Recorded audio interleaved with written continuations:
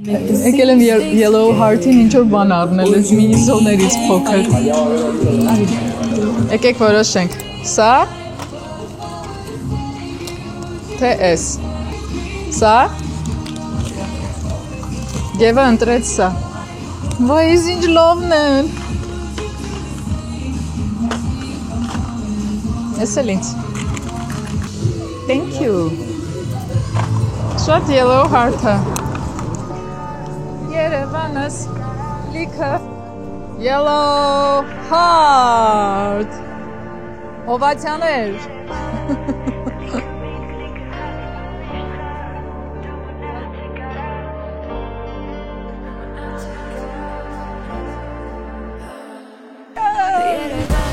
Նորավոր բոլոր տոները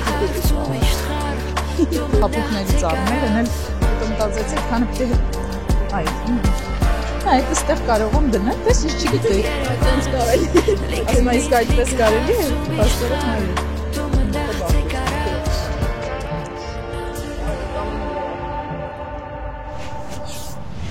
Որտեղ ենք մենք։ Պաստադենայում իմ սիրելի։ Այ Ինչա սիրելի։ Երևի ամենամոտն է մեր քաղաքին։ Ասա որ ինչ որ շատ Երևանյան բան է։ Լոս Անջելեսում իմ գտած տեղերից միակն է, որ տենց մի քիչ sense նեղա Երևանյան է, չգիտեմ։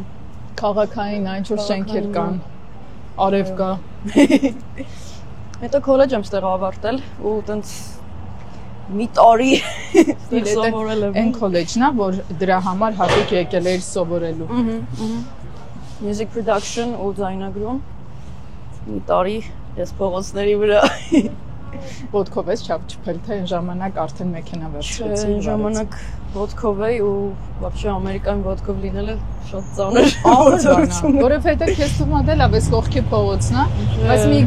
40 րոպե քայլում ես։ Մի անգամ Պասադենայից 2 ժամ ավտոբուսով գնացել եմ տուն, այնինչ բանով, ասենք ավտոյով 20 րոպե 2 ժամ։ Ինչի որոշեցիր հենց այդ քոլեջում սովորել։ Եվ ես հիշում եմ, որ դու միտեղ ասում էիր, որ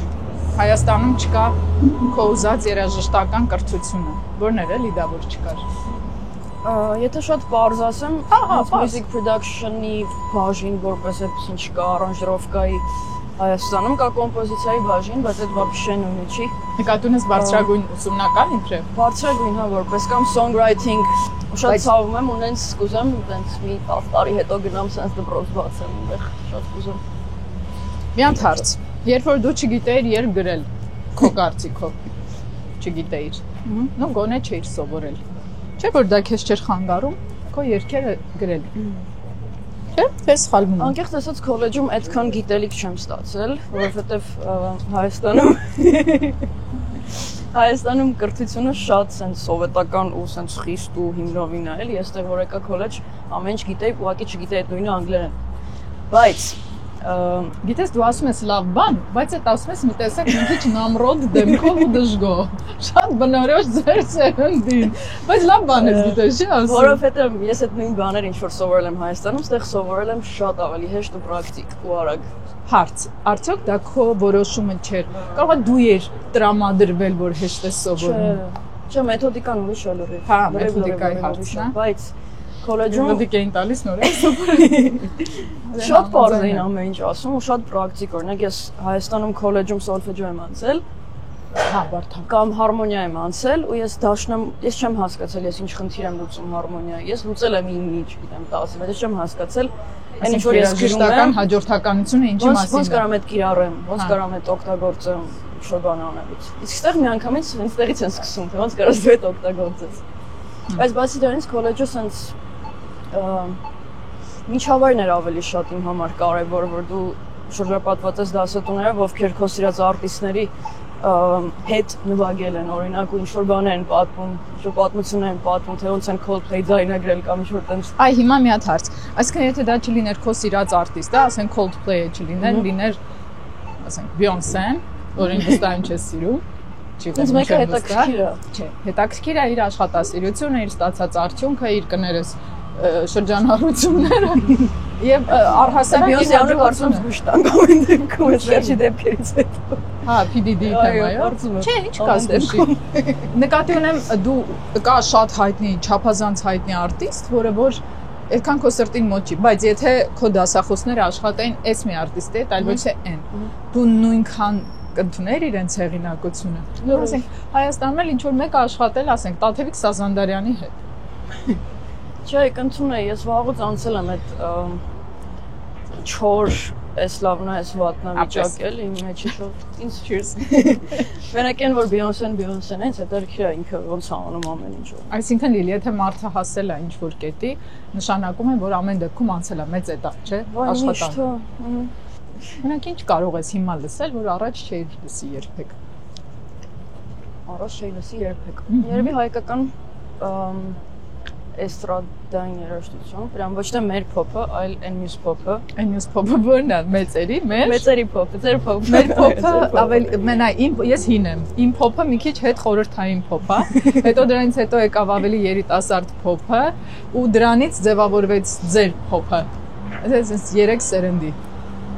Ես բոլորին թաթա ես լսում, այո, ի վերջո, ամբողջ նոր տարիս անցել է թաթայի ներքո։ Դու թաթա, մեկ թաթա ես լսում։ Այո։ Թաթան փոփա։ 6-8 երևի չգիտեմ ինչա, բայց շատ եմ սիրում։ Խնդրում եմ բացատրի ինձ։ Ինչ է նշանակում այն փոփը մի քիչ բանով ամեն հեռացնելով եւ թաթան, որը որ չգիտենք ինչ երաժշտական ոճի մեջ ենք դիտարկում, կապ չունի սիրվածությունը, էլի նկատի ունեմ ոճը։ Իսկ արդեն այնքան են խառնվել բոլորի ոճերը, օրինակ չգիտեմ Թաթան ինչ ոճ է կամ Լիլիթ Հովհաննիսյանը ինչ ոճ է կամ Սոնա Ռուբենյանը ինչ ոճ է կամ ես ինչ ոճ եմ, ես չգիտեմ, չեմ պատկերացնում արդեն, բայց ամեն մեկի դաժե ամենավատ, չգիտեմ, TikTok-ով որ ինչ որ sense շատ վատ իմ կարծիքով էժան ինչ որ տենց երգեր են հայտնվում ու փոքր տարիքի տղաներ են ինչ որ տենց рэփ են կարդում եւ այլն, իմ համար կարող է ինչ որ միտեղ իմ սրտում այդ անհասկանալի է կամ չգիտեմ չեմ սիրում կամ դատում եմ ինչ որ իմ մեջ ինչ որ միտեղ, բայց ամեն դեպքում հաստատ եթե իրանք այդքան արել են, եթե գրել են, եթե ձայնագրել են, եթե վիդեո են նկարել, եթե գցել են համացանց, ուրեմն արժանի են ինչ որ մի ուշադրության։ Լիլա, այսինքն դու կարծում ես, որ ցանկացած ստեղծագործություն, անկախ իր որակից, ունի իրավունք գտնելու իր ունկնդրին։ Հա, միշտ ու հենց այդ ստեղծագործությունը իրավունք ունի լինելու вообще գոյություն ունենալու։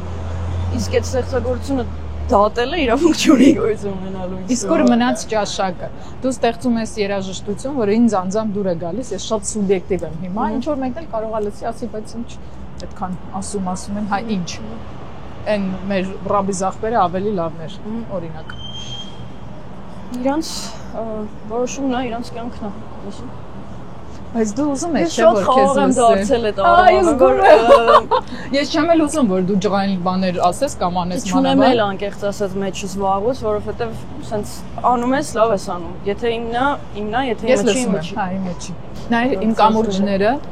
երբ որ ես որոշեցի ստեղծեցի միայն նրա համար, որ քո սերունդը, ինչպես նաև ավակ սերունդը,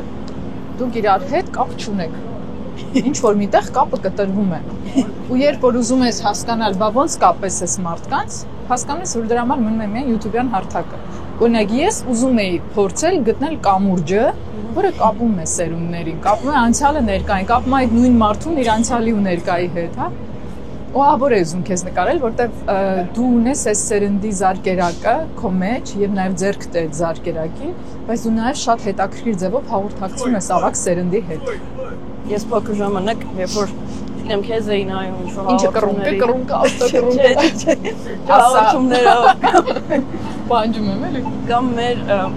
մեզնից ավելի ավակ սերունդին լսում էի, չգիտեմ, նայում էի ինչ որ հաղորդումներ, չէի մտածում, որ ինչ-որ մի հատ տենց օր է գալու, որ ես դեռ ողջ լինեմ ու նկարեմ քեզ։ Ես դեռ պատրաստվում էի նկարել։ Չէ, դու հավերժ ես Նազենի կարծում։ Այս վերջից մրցանակաբաշխությանն էինք մասնակցում ու այնտեղ բոլորն էին կարելի ասել ու երբ որ այն մարդիկ ասում եմ ու ես փոքր ժամանակ տեսել եմ, նայել եմ, լսել եմ, գալիս պատշում էին ինձ կամ տենց ինչ որ լավ բաներ էին ասում, մոտս խառնվում էր, որ ոնց պատտվեց կյանքի էլի 3 տարվա մեջ, որ չգիտեմ, դու կամ այնքան մարդիկ կային, նենց որ չեմ էլ ճանաչել երբեք, գալիս մոտենում ինչ որ բաներ էին ասում։ Դուշս էին պաչում։ Ուզում եմ քեզ շնորհավորել իդեպ Armenia Music Video Award-ին ստացած քո մրցանակի կապակցությամբ։ Շնորհակալ եմ մրցանակի համար։ Իրականում Երանի փոքր Լիլին իմանար, որ ստուդիայում այդքան աշխատելու, ստեղծագործելու, ստեղա հասցնելու, ու մարդիկ անգիր իմանալու են իր երգերը։ Ուզում եմ ասել, որ երազանքները հաստատ կատարվում են, ու ես էլ անսահման շնորհակալ եմ ընտանիքիս եղբորս գլխավորությամբ միշտ հավատալու համար, ընկերներիս կողքից լինելու համար, ու ձեզ բոլոր լսողներին առանց ձեզ անիմաստ կլիներ այս ամեն ինչը։ Մերսի շատ։ Լիլ, որն էր քո այն երգը, որը քո կյանքը փոխեց։ Էլի ես ու դու։ Գրելու բանից։ Չէ, իրականում մենք երևի։ Ես սկսել եմ Armenian Beats ալբոմով, ամենաառաջին ռիլիզը հետ ա եղել, որ 4 երգեր, հայկական տենց հին երգերի իմ մշակումներն էին, մեկն էլ հեղինակային երաժշտություններ։ Դրանով եմ սկսել, բայց որ երգերն էին։ Կանչում եմ Արի, Շիրխանի, Ոստված։ Այդ Շիրխանին շատ հետաքրքիր է, ու Դերիկոն։ Մեկ էլ 4-ը իմ գրածներ, իմ գրած երաժշտություններ։ Շատ սիրուն է, շատ այդ գործը։ Այդ առաջին թողարկումը սա եղել, բայց այդ ժամանակ ես իմ երգերը չէի անում, այդ ուղղակի մշակումներ էին։ Դա առաջին երգս եղավ Մետրոն, որը էլի ուղղակի տենց հավեսի համար էին կարել։ Դրանից հետո եկավ մենք այն աղջիկների, որը պայթեցրեց։ Այն աղջիկները լավն էր։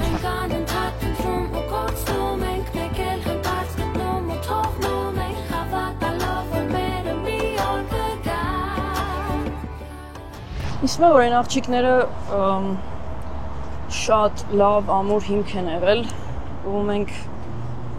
մեր կյանքի այդ փուլում իրար հետ ենք բացահայտել ամեն ինչ ու ինձ թվում է շատ կարևոր է միշտ հիշելը ու սիրով հիշելը ամենակարևորը։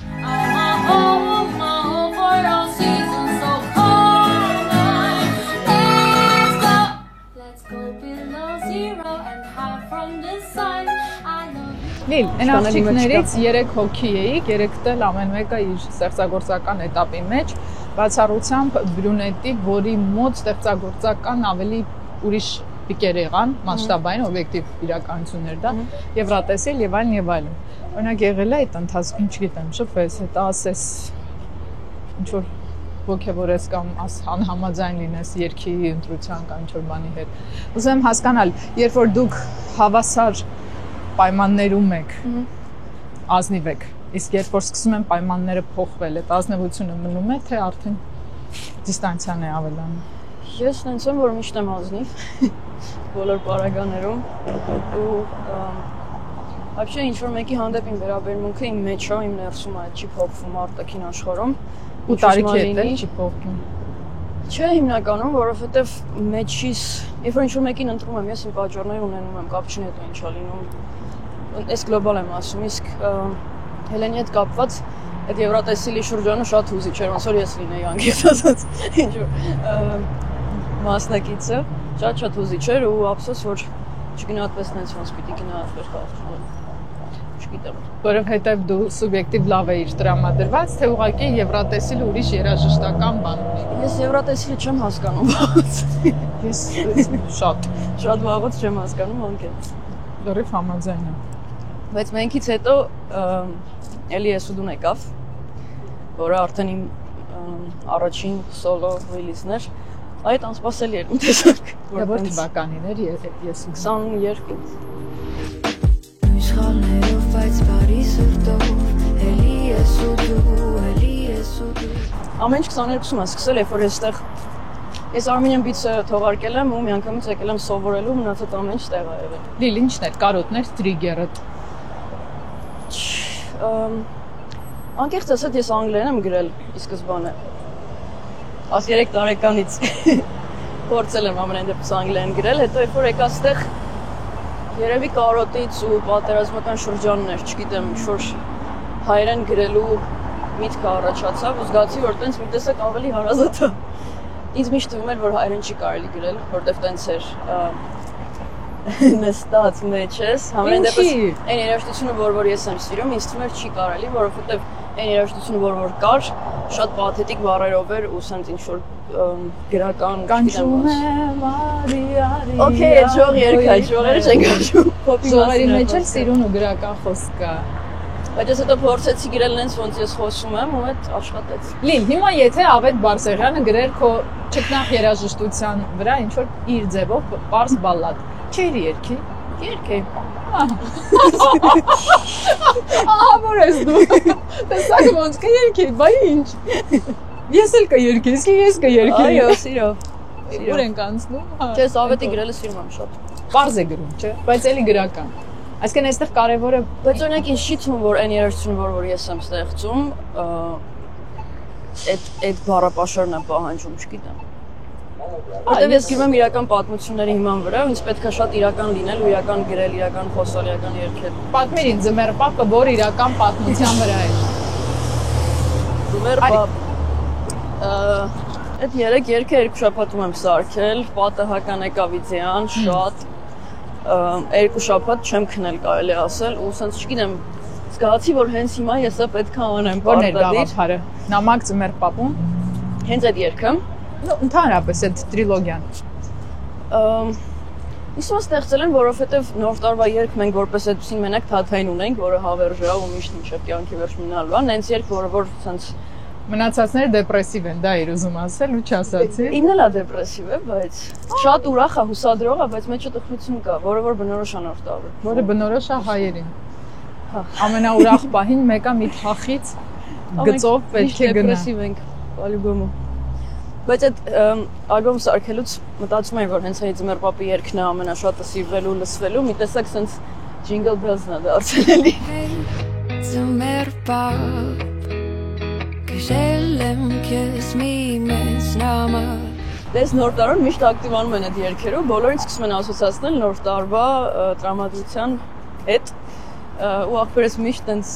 կատակով ասում եմ որ Mariah Carey-ին լինես էլի քո երանա այդ նոր տարվա Չէ ես քեզ ավելի բարի ճակատագիր եմ մաղթում հետո դու գժական երգեր ունես այնպես չէ որ մենակ այդ ամանորյա 3 երգով է Մեր բան ասեմ այդ էլի ես ու դուից հետո իստում էր որ ամբողջ կյանքս էլի ես ու դու երգովն եմ մնալու հետո եկա նոր տարվա երգերը Հետո սկսվեց վախը, որ մնալու ես նոր տարվա երգ։ Հետո սկսեց վախը, որ սա նոր տարվա երգն է մնալու։ Որպես որ ասում են որն ամենահայտնի երգը, ասում եմ նոր տարին իմ համար է տենց տարօրինակ ասել է, չգիտեմ որտեղ։ Իսկ որն է քո ամենասիրելի երգը։ Իմ գրածներից։ Հա, քո երգը։ Դեռևս թողարկվածներից ծախ։ Թողարկվածներից ինձ թվում է այն ինչ չեմ ասել քեզ ալբոմը լրիվ։ Ինչ է չես ասել։ Ասել եմ այդ երգերում լրիվ։ Ասեմ ավելին երկրորդ մասն է դուրս գալու։ Դու այսօր ստուդիայում ես համար մի քիչ կնվագես է։ Չես կտամ ինչ-որ մասեր երևի։ Երևի։ Լրիվ ուրիշ sense վիճակի մեջ եմ մի քիչ, այո, folk code country-ով հիմա ես եմ սիրում։ Taylor Swift ես անում։ Այս իմ նոր ապագա ալբոմից է։ Ուզում եմ արաֆոտ ու պատտվեմ Կողքս դու ու չշտապեմ Ոչ մի տեղ ես քո հետ Ինչ մեր սուրճը չխմենք ու ժամերով կհակնվենք Այս իմ երգն է։ Որ ուղղակի տանեմ նստենք Չեմ ես պետք չի ոչ մի տեղ Ես քո տունն եմ դու ինտեղ ու թե մի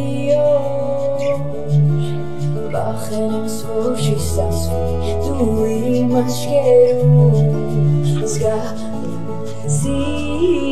է ես սիրում եմ քեզ ինչքան որ ուժում եմ ինչքան որ Ինքը տենց երգ ասեն։ Այս ամերիկներն այնքան հավես ա եղել նվագելը։ Ես սիրում եմ քեզ ինչքան որ ուժում եմ ինչքան որ Ոնց հետ երգա, հա։ Option։ Գժություն էր։ Այս ամերիկների մի հատ տենց հումոր կար, որ ես վերջապես սիրարվել եմ։ Իսկ հա, թե չէ։ Եսի։ Լեկ նկարեք խոշոր։ Չէ։ Չէ։ Այստեղ չի։ Չէ։ Չեմ կարող ապրել առանց սիրո։ Անձնականը չեմ արել։ Ամբողջ անձնականը զորել։ Արտիստի պարագային անձնականն ինչ էր, մեծ պետք է լինի հանրային։ Նյարդերը խաղաղվել են, որովհետև հիմա այստեղ ես, Փասադինայում, թե որովհետև ուղղակի այդ փուլն է քո կյանքում Փասադինայում չէ՞ էլի Կալիֆոռնիայում թե որովհետև այդ փուլն է քո կյանքում թե որովհետև վերաիմաստավորել ես անցյալը Ես այնքան եմ աշխատել որ ամեն ձևով բոլոր հնարավոր տարբերակներով որ հասկանամ ինչա կատարվում հետս ընդհանրապես այս կյանքում ու այդ չավարտվող process է էլի անընդհատ գնում է բայց այս պայն որտեղ որ հասել եմ որ կետին որ հասել եմ մի տեսակ ընդունում եմ անցյալը ներկան ապագան ისე ինչ կլինի թող լինի ընդունում եմ ամեն ինչ պատրաստ եմ հա բաց ես թողել Իսկ առաջ երբեք չես կարող լիովին թողես ոչ մի բան։ Իսկ մայր ինչ որ պատմություն լինում է կյանքում, մեկը թեկուզ այսքան, բայց գնալով փոքրանում է իհարկե մեջդ, բայց մեկը ինչ որ մտեղ մնում է։ Չես կարող մոռանաս, էլի, երբեք։ Իստում է ոչ մի բան։ Կարծում ես։ Հա։ Կարաս ընդունես, ներես բաց թողես, բայց չես կարող մոռանաս։ Չկաս երբ պետք ես դու, որ գալիս ես ինձ պետք եմ ես, օգնել եմ քեզնից, օգնել եմ մեզնից, դուր ինձ հանգիր Ես այդ խաղը սիրում եմ խաղալ, որ օրինակ թեմատիկան ծանր է, բայց տակը ուրիշ վիճակ է, լրիվ ուրիշ տրամադրություն է այդ խաղը, շատ հաճելի խաղ է։ Դե երկակի է, էլի աշխարհը ամեն դեպքում։ Մենք գտնում ենք Լիլիի տանը, տուն գիծ ստուդիայում։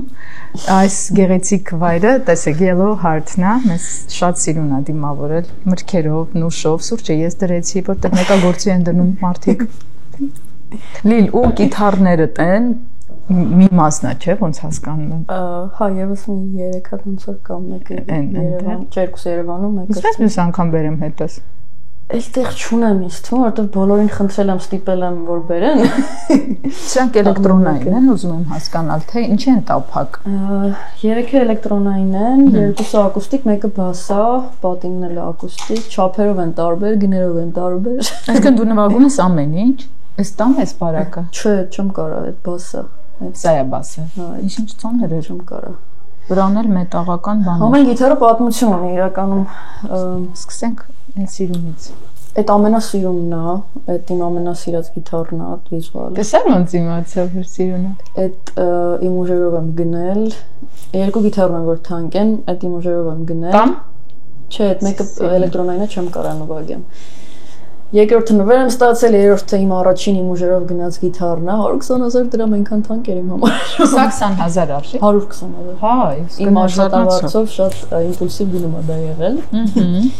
Մեջտեղին է փոքր ակուստիկա, այս նախավերջինը հոպարս է գնել։ Էս տամ։ Տոյ։ Այսինքն որ եկան քոտուն, ես միանգամից վերածվեցի դուքի։ Մի խփեք խնդրում եմ։ Ներես,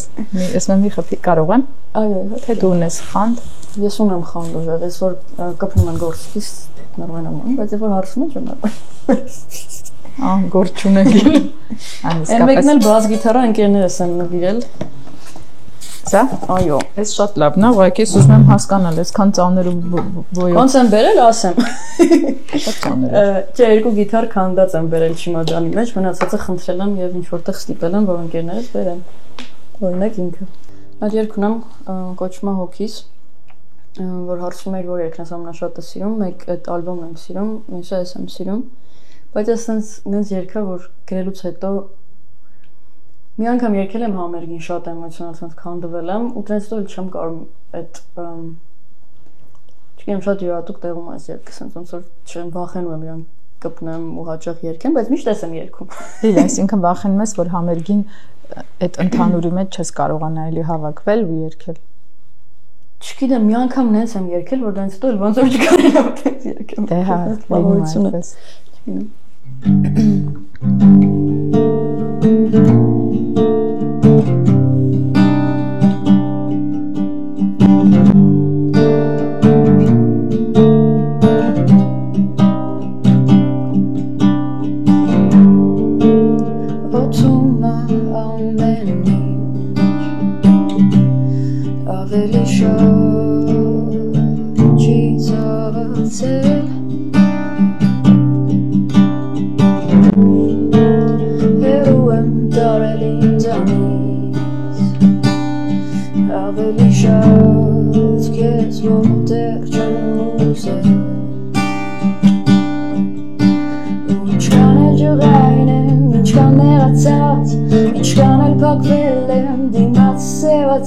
Դա ինչքան էլ լռում եմ, մտքերս կորցնում եմ, ինչքան էլ խեղդում ես գիտեմ հոգիս, հոգիս, հոգիս, հոգիս, հոգիս, հոգիս, hokis és tú.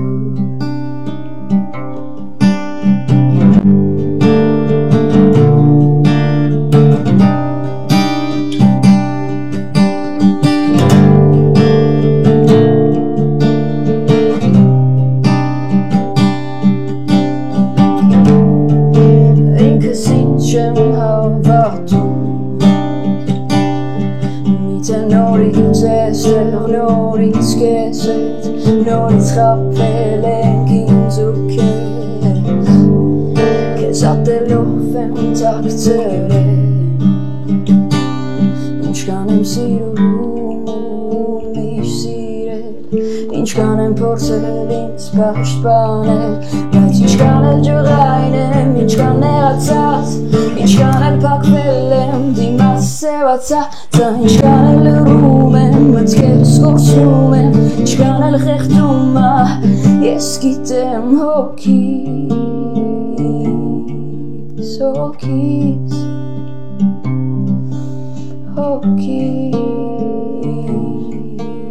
հոգիս հոգիս հոգիս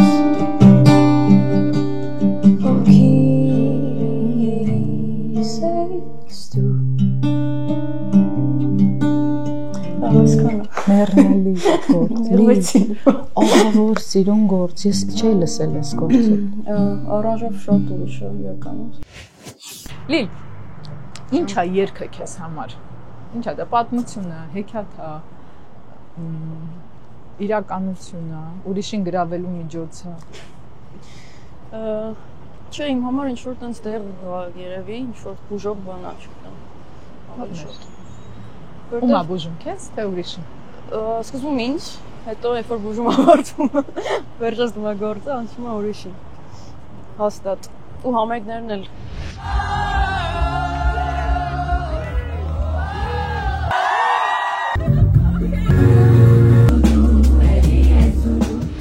Մի անգամ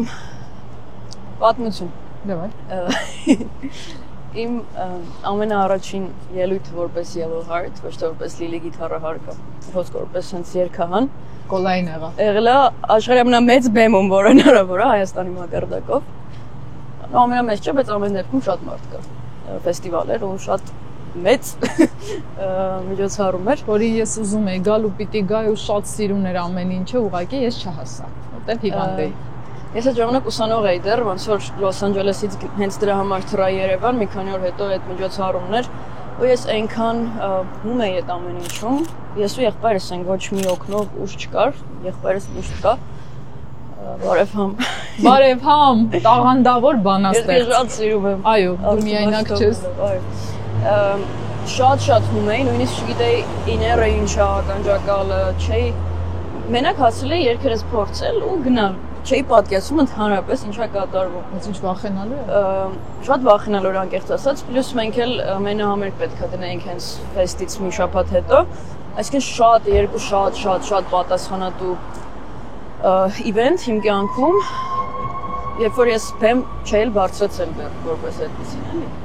Ու չգիտեի ինչքան դժվար է այդ իրականում այդ ժամանակ, ու առաջին ելույթս չեմ ասում, որ ամենալավն է եղել կյանքում, հենց անփորձությունից ելնելով։ Մարդիկ քիչ-քիչ են, չէ, հասնում ֆեստիվալին, ես մի անգամից ընդեղ էի իջել։ Ու այդ ֆեստիվալի մանթոն ոնց է հայերեն օրինակ։ Մանթո, դասական հայերեն գրական բառ է, աճարյանական բառարան հանդիպում։ Մանթոից հետո երբ որ մենամերգը պետքա լիներ, այնքան վախ կար մեջս, որ դուրս եմ գալու, էլի չստացվի, բայց արդեն այդ մի շաբաթում հասցրել էի իներ, ձեռք բերել ու հասկանալ, ոչ ոնց է կատարվում։ Լիլ, ինչն է տարբեր, այ ուզում եմ հասկանալ։ Ես հաղորդավարական իմաստով գիտեմ ինչն է տարբեր։ Ինչն է քեզ համար տարբեր երգչական իմաստով։ Այդ կամերայինից դուրս գալ մեծ աշխարհ, որտեղ մարդիկ իրական են։ Ես երբեք չի եղել է։ Ոչ թե լայքերով։ ես այդ առումով երևի, բայց չէ, հենց վիրտուալն էլ մի կողմ թողնելով ես երբեք բեմի վրա որպես երգան չէի եղել։ Որպես այդպեսին ու առաջ անգամ հենց տենց էի։ Դուրս եկար բեմ ու լսեցիր այդ սուլոցը։ Այնքան էլ ոգևորված են։ Ես էլ դարձի պես headliner էի բեմի։ Դարձի պես չի, իհարկե շնորհակալ եմ շատ այդ հնարավորության համար, բայց դարձի պես headliner էի, վերջինն էի էլի, ու այդ ժամանակ շատ ակտիվ ու շատ պոպուլյար էր Yellow Heart ընդհանրապես։ Ես դուրս եկա բոլորը գոռացին ու սարեց, տենց արեցի կոնկրետ էլի։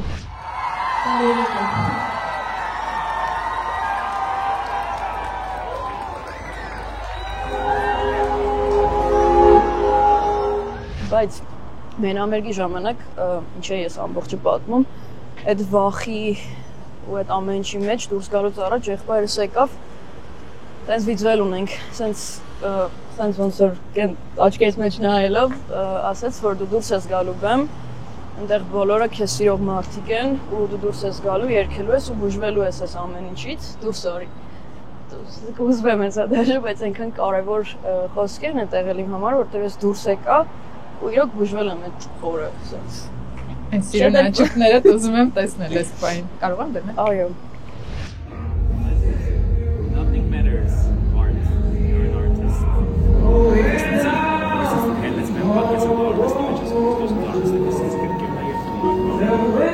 Լիլ, իսկ ինչից էիր բուժվելու։ Ինչը գիտեր համոն, ինչը։ Ես համոն միշտ գիտի։ Չգիտեմ։ Համոն միշտ գիտի։ Вообще ես միշտ ասում եմ, որ առանց իր, մեկ առանց իր անիմաստ կլիներ, երկրորդ տեղում առանց ինձ լսողների անիմաստ կլիներ, դες երկու բանը միշտ ասում եմ։ Համը չլիներ, ինձ թվում է այսքանը չէր լինի հաստատ։ Համը չլիներ, անհամ բան կլիներ։ Անհամ բան կլիներ, հա։ Համ, ինչպիսին էր Լիլին փոքր ժամանակ։ Դեղին։ Ինձ ասա դեղին գույնը որտեղից է եկել։ Ախր իրեն որ նայում ես դեղին է, այս անվան սկիզբը ինձնից է, որովհետև ես միշտ ասում եի դու դեղին սիրտ ունես, դու իմ դեղին սիրտ ունես, որովհետև ինքը այնքան պայծառ էր, այնքան լուսավոր եւ այլն, այսպես, այո, որ փոքր ժամանակ բարբերաբար իրեն ասում է Yellow Heart, ու հետո այդպես է իր բեմական անունը կնքվել ու ինքը իրականում հենց այդպեսին եղել է։ Ես հիմա որ ասում եք Լիլին փոքր ժամանակ հիշում եմ խաղալի գիտարը ձեռքին ոնց էր ինքը նվագում ու երգում ու ոնց հետո դա արդեն իրականություն դարձավ, դա էլ շատ հետաքրքիր է պատմությունը։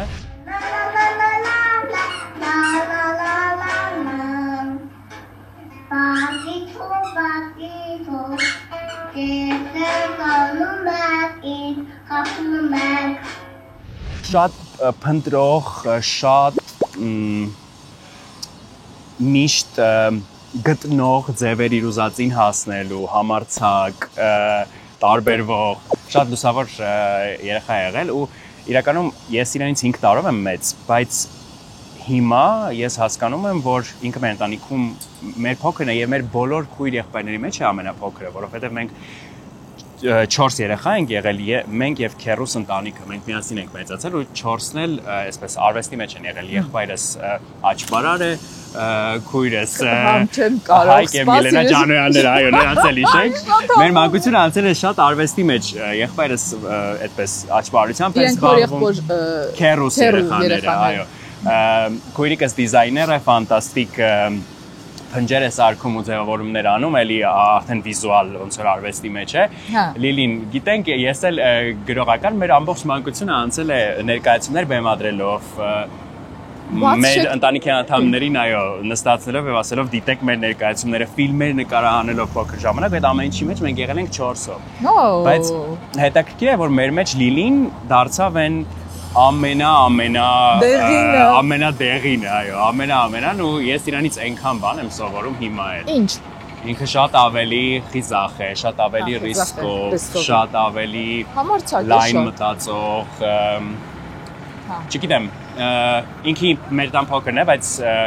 շատ առումներով ինքը մեր տան մեծն է։ Եվ շատ նպատակային։ Այո։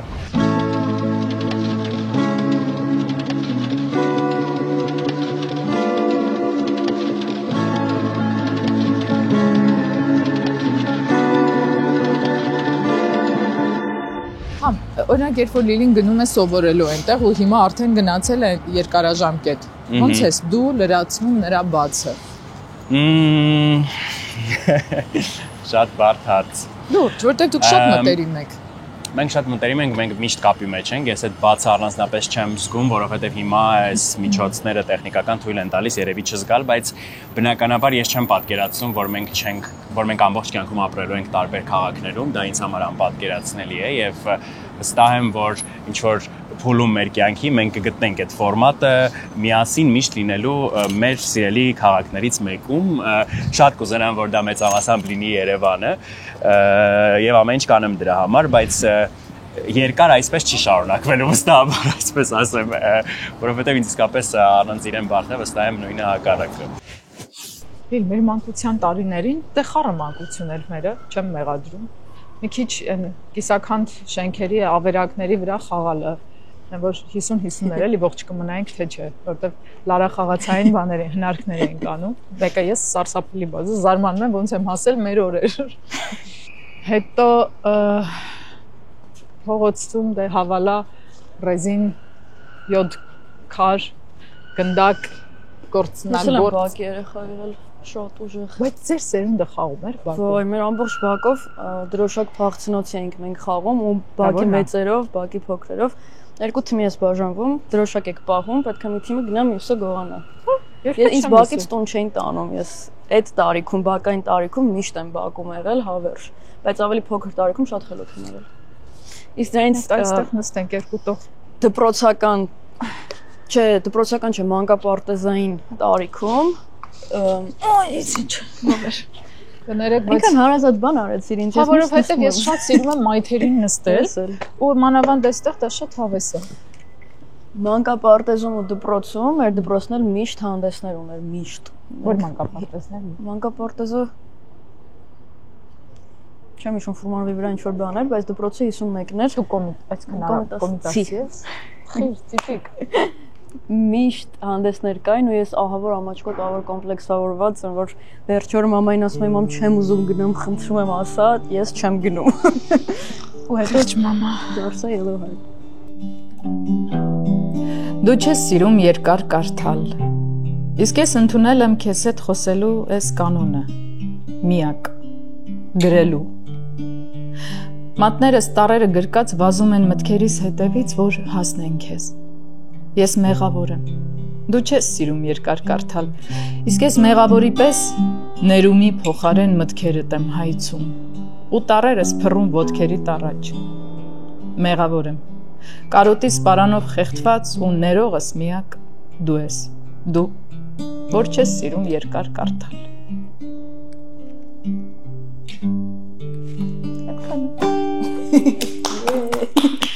Եվս մի կեշտած փակվեց։ Ես էլ սովորաբար։ Դու ինձ ասա, ես կողմ եմ բոլոր հնարավոր փակումներին։ Շատերին թվում է, որ երիտասարդ սերունդը ես ներողություն եմ էլի խնդրում անընդհատ տարբերակելու համար, այդ շատ խորհրդանշական տարբերություն է։ Ինձ համար երբեք էական չի։ Ես ունեմ շատ երիտասարդ ընկերներ, ես ունեմ շատ ավագ տարեց ընկերներ, ու ինձ համար իրենք բոլորը հատվում են մի կետում ընկերության, ու բոլորը մի մեկ է ինձ տարիքը մարդու։ Բայց շատերը երիտասարդ սերնդին իսկապես համարում են երբեմն մակերեսային։ Երիտասարդ սերնդին։ Եվ էգոիստ։ Դուք էգոիստ եք։ Միլեն ասում հա։ Մի հատ ինձ կբացատրես ինչն է ձեր էգոիզմը։ Այսինքն երբ որ դուք գիտեք ինչ եք ուզում կյանքից, դա կոչում ենք էգոիզմ։ Էգոիստ չենք, մենք ինքնասոցի ենք մի քիչ ուղղակի, որովհետև այնքան կողեք։ Համառ։ Մենք այնքան ոնց ասեմ, մի օպեկ գտնեմ բառը։ Բառարանը բեր։ Ասա ես կասեմ։ Ոնց որ այս տեղներս է հասել այն փաստը, որ մեզնից մեծերը միշտ դիպված են ինչ-որ բաներ արել կամ պիտիով են շարժվել, ու մենք մի տեսակ այդ պիտին սկսել ենք չսիրել, որովհետև մեզ էլ են պարտադրել ժամանակին։ Խորագույն բան ես ասում։ Հիմա ես ունեմ հարց։ Եթե ձեր մեծերը ժամանակին պիտիով չստեղծեին այն, ինչը տալիս է ձեզ ազատություն, արդյոք դուք կունենայիք այդ ազատությունը։ Էլի հետ գալով են իմ ասացին, եթե ինչ-որ բան չներն են ոնց եղել է, հաստատ հիմա ասենց չէ լինի, հաստատ։ Բայց դե հենց կյանքի մասն է, որ անդադ առաջ գնաց չգինամ զարգանա, փոխվի։ Գիտես, իր գրած երգերում շատ է բաց, շատ է իսկական ու շատ է յուրաքանչյուրինը, բայց երբ դու նրա հետ շփվում ես, ամեն մեկին մոտ չի թողնում, ու մեկը մինչև վերջ չի բացվում։ Չէ՞, ճիշտ եմ նկատել։ Ինձ մոտ բացվում է միջը։ Դու եղբայրն ես ու ամենասիրելի մարդը նրա կյանքում։ Դե հա, ինքն էլ իմ կյանքում իրականում։ Ինձ թվում է դա բնորոշ է ցանկացած արվեստով զբաղվող եւ արվեստի մեջ եղող մարդու այդ արվեստում մաքսիմալ անկեղծությունը եւ կարողանալ է այնտեղ լինել ամբողջությամբ բաց ու թափանցիկ ու կյանքում երևի քո սահմանները պահել, հա, ինձ թվում է բոլորս ենք ինչ որ առումով այդպեսին, որովհետեւ նույնն ինձ մոտ է, եթե դուք կարդաք իմ ստեղծագործությունները, այնտեղ երևի ես ամենաեսն եմ, գուցե, ամենա այնպեսին, ինչպեսին որ կամ իրականում։ Որն է քո սիրած գիրքը, քո գիրքը, քո գրքերից։ Իմ գրքերից։ Շատ բարդ կլինի ասել, բայց երևի Անմահների ակադեմիան ամեն դեպքում, որովհետև այդ գրքի որպես առաջնակ, որպես առաջին վեպ, հա, եւ գուցե նաեւ վերջին, ես չգիտեմ, ես երբևէ նորից արձակ կգրեմ թե ոչ, որովհետև ամեն դեպքում ես պոետ եմ, դա իմ եզակի արձակ ստեղծագործությունն է հրաշավեպ, որի վրա ես 7 տարի ծախսել եմ իմ կյանքից, այո։ Ինչ է Սպարտակ։ Լավ վեպերը 7 տարում են գրվում, հա։ Համլետ ու քանի տարեկան ես, որ 7 տարի գրել ես։ 29 տարեկան եմ հիմա, 17-ից գրել եմ եւ մի քանի տարի առաջ արդեն տպագրվեց Անմահների ակադեմիան։ Շատ եմ սիրում այդ գիրքը, որովհետեւ նախ առաջին հրաշավեպն է նորանկախ գրականության մեջ, ֆենթեզի ժանրում գրված վեպը ու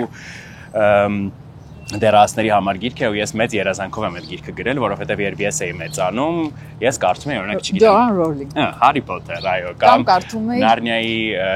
քրոնիկները, կամ Մատայնեի Տիրակալը եւ այլն, ու ես միշտ մտածում էի ինչի չկա հայկական ֆենտեզի, ինչի չկա հայ հերոս։ Ինչու պետք է ես սիրեմ եւ ցիտեմ օրինակ Ալբուս Դամբլդորին, այլ ոչ թե Հայկ Նահապետին, ով որ հետո եկավ եւ իմ գրքում դարձավ հերոս։ Որպես իմաստության խորհրդանիշ եւ այլն։ Մի խոսքով մեծ երազանք կար այդ գրքի մեջ, երևի դրա համար այդ գիրքը կառանձնացնեմ։ Սիրում եմ իրեն շատ եւ ինքը նաեւ իմ գրողական ճանապարհում մեծ դեր ունեցավ, դարձավ առաջին բեսթսելերը իմ ու ինձ որպես գրող ինչ որ առումով ավելի մասսայական դարձրեց, այսպես ասեմ։ Սովորեցրու ինձ ինչպես բառել ճշմարտությունը ու չցավեցնել նրանց, որ թանկ են։ Սովորեցրու չոտարել նրանց, որ սխալ են տեսել ու տեսնում ինձ։ Սովորեցրու ինձ ինչպես իմանալ խաղաղությունը քեզ հետ ու առանց։ Նրանց էլ սովորեցրու լինել խաղաղ։ Թույլ տուր ինձ լինել միայն նրա հետ ու երբեք մի օտարիր նրան ինձնից, որ քոնն էր եղել ու կլինի իմը։ Տեր, վիրահատիր նրան ինձնից։ Թող ինձ իմ խաղաղությունը ու շներից պաշտպանիր ինձ, վերացրու շերտերս, բայց մի քանդիր ինձ, խնդրում եմ։ Մենք գրավում ենք այն, ինչից վախենում ենք, կամ ինչը չենք սիրում, կամ հենց ձեռք ենք բերում, սկսում ենք չսիրել, չգիտեմ։ Հիմա դու ասում ես, դու փախել ես բոլորից, սիրել ես մեկ ու սացում, դու սիրել ես քո աշխարհի մեջ ես ստեղծել այդ երգերը, որոնք մեկը պատռել են քեզ ու հանել են լույս աշխարհ, ոնց։ Տենց հումոր ունեմ ես էլ եմ ինտրովերտ շատ ու հիմնականում չեմ սիրում շփումներ, բան որպես Լիլի չեմ սիրում, բայց որպես Yellow Heart աշխատանքս է, էլի դրա համար երբ որ ես բեմում եմ կամ ինչ որ իվենթի եմ գնում որպես Yellow Heart, այդ լրիվ ուրիշ մարդ է դառնում, էլի։ Էլի իրանք նույնն են, նույն մարդու երկու կողմ են բալիբոմը։ Բայց որպես ընկեր, տենց շատ ինտրովերտ եմ ես որպես մարդ սովորական եմ։ Ես տեսել եմ քեզ Կարո ինձ հետ այրում, հա։ Դա ուրիշ ամենակայֆարիկ ընկերն ես։ Դա ուրիշ պատմություն։ Դա вообще ուրիշ ակտիվ։ Դա իմ երրորդ եսն է։ Դա սարսափելի հետաքրքիր ես եմ, որովհետև բոլոր ակտիվ բլոգերները, վլոգերները, բլոգերները, չգիտեմ ինչ է իրանց անունը։ Բոլորի հետ դու կաս ակտիվ ես ու դու հիանալի ժամանակ եք անցկացնում, ընտիր ընկերություն եք անում իդեպ։ Դե հա։ Իսկ ես կգնամ ընկերներիս մոտ կգրկեն ինձ մինչև առավոտ սիրտը իմ կհավաքեն ինչպես միշտ ուրիշները քո փոխարեն Լիլի իսկ պարտադիր է ընկերության մեջ անպայման լինել նույն ճաշակի, նույն կարծիքի։ Չէ, ուղղակի պետք է ընդունես, որ նույն ճաշակի չես ու նույն կարծիքի չես, ինձ թվում է։ Որ ընդունում ես, հեշտանում է, արդեն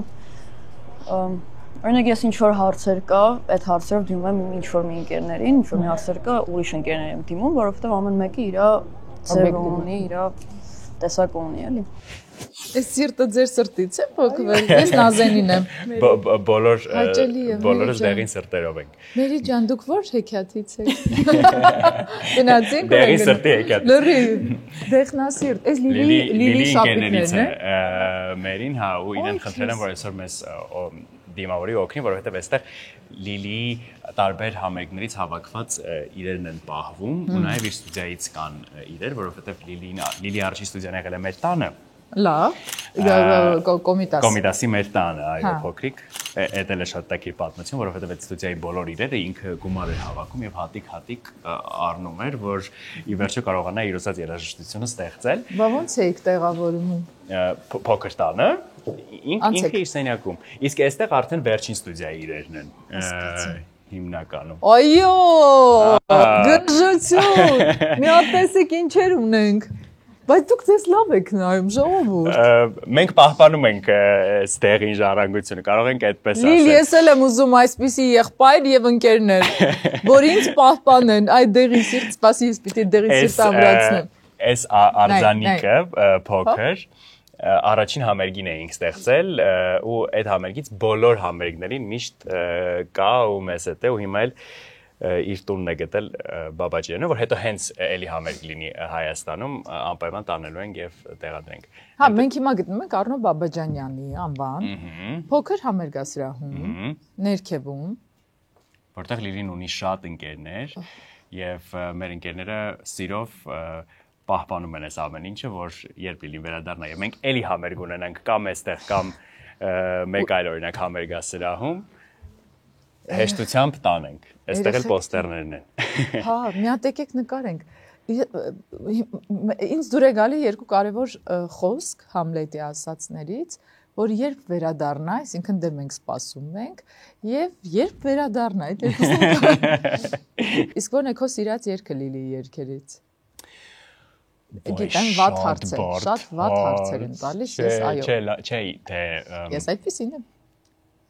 Երևի ամեն դեպքում քանի որ ես ալբոմական եմ արդեն ասած։ Կասեմ ամեն դեպքում այնից չեմ ասել քեզ ալբոմը, որովհետև դա ինձ համար շատ ավարտուն ճանապարհ է ստեղծագործողի, որ ես առաջին անգամ լսել եմ որպես մելոման, մտածել եմ, այո։ Դա ինչ է, ինքնախոստովանություն։ Ինքնախոստովանություն, այո, արվեստի միջոցով ասելիքը տեղ հասցնելու հնար մարդկանց կամ մարդուն ում պիտի հասներ այդ ասելիքը, չգիտեմ։ Ալբոմի անունը ինքը հուշում է, ինչ չեմ ասել քեզ։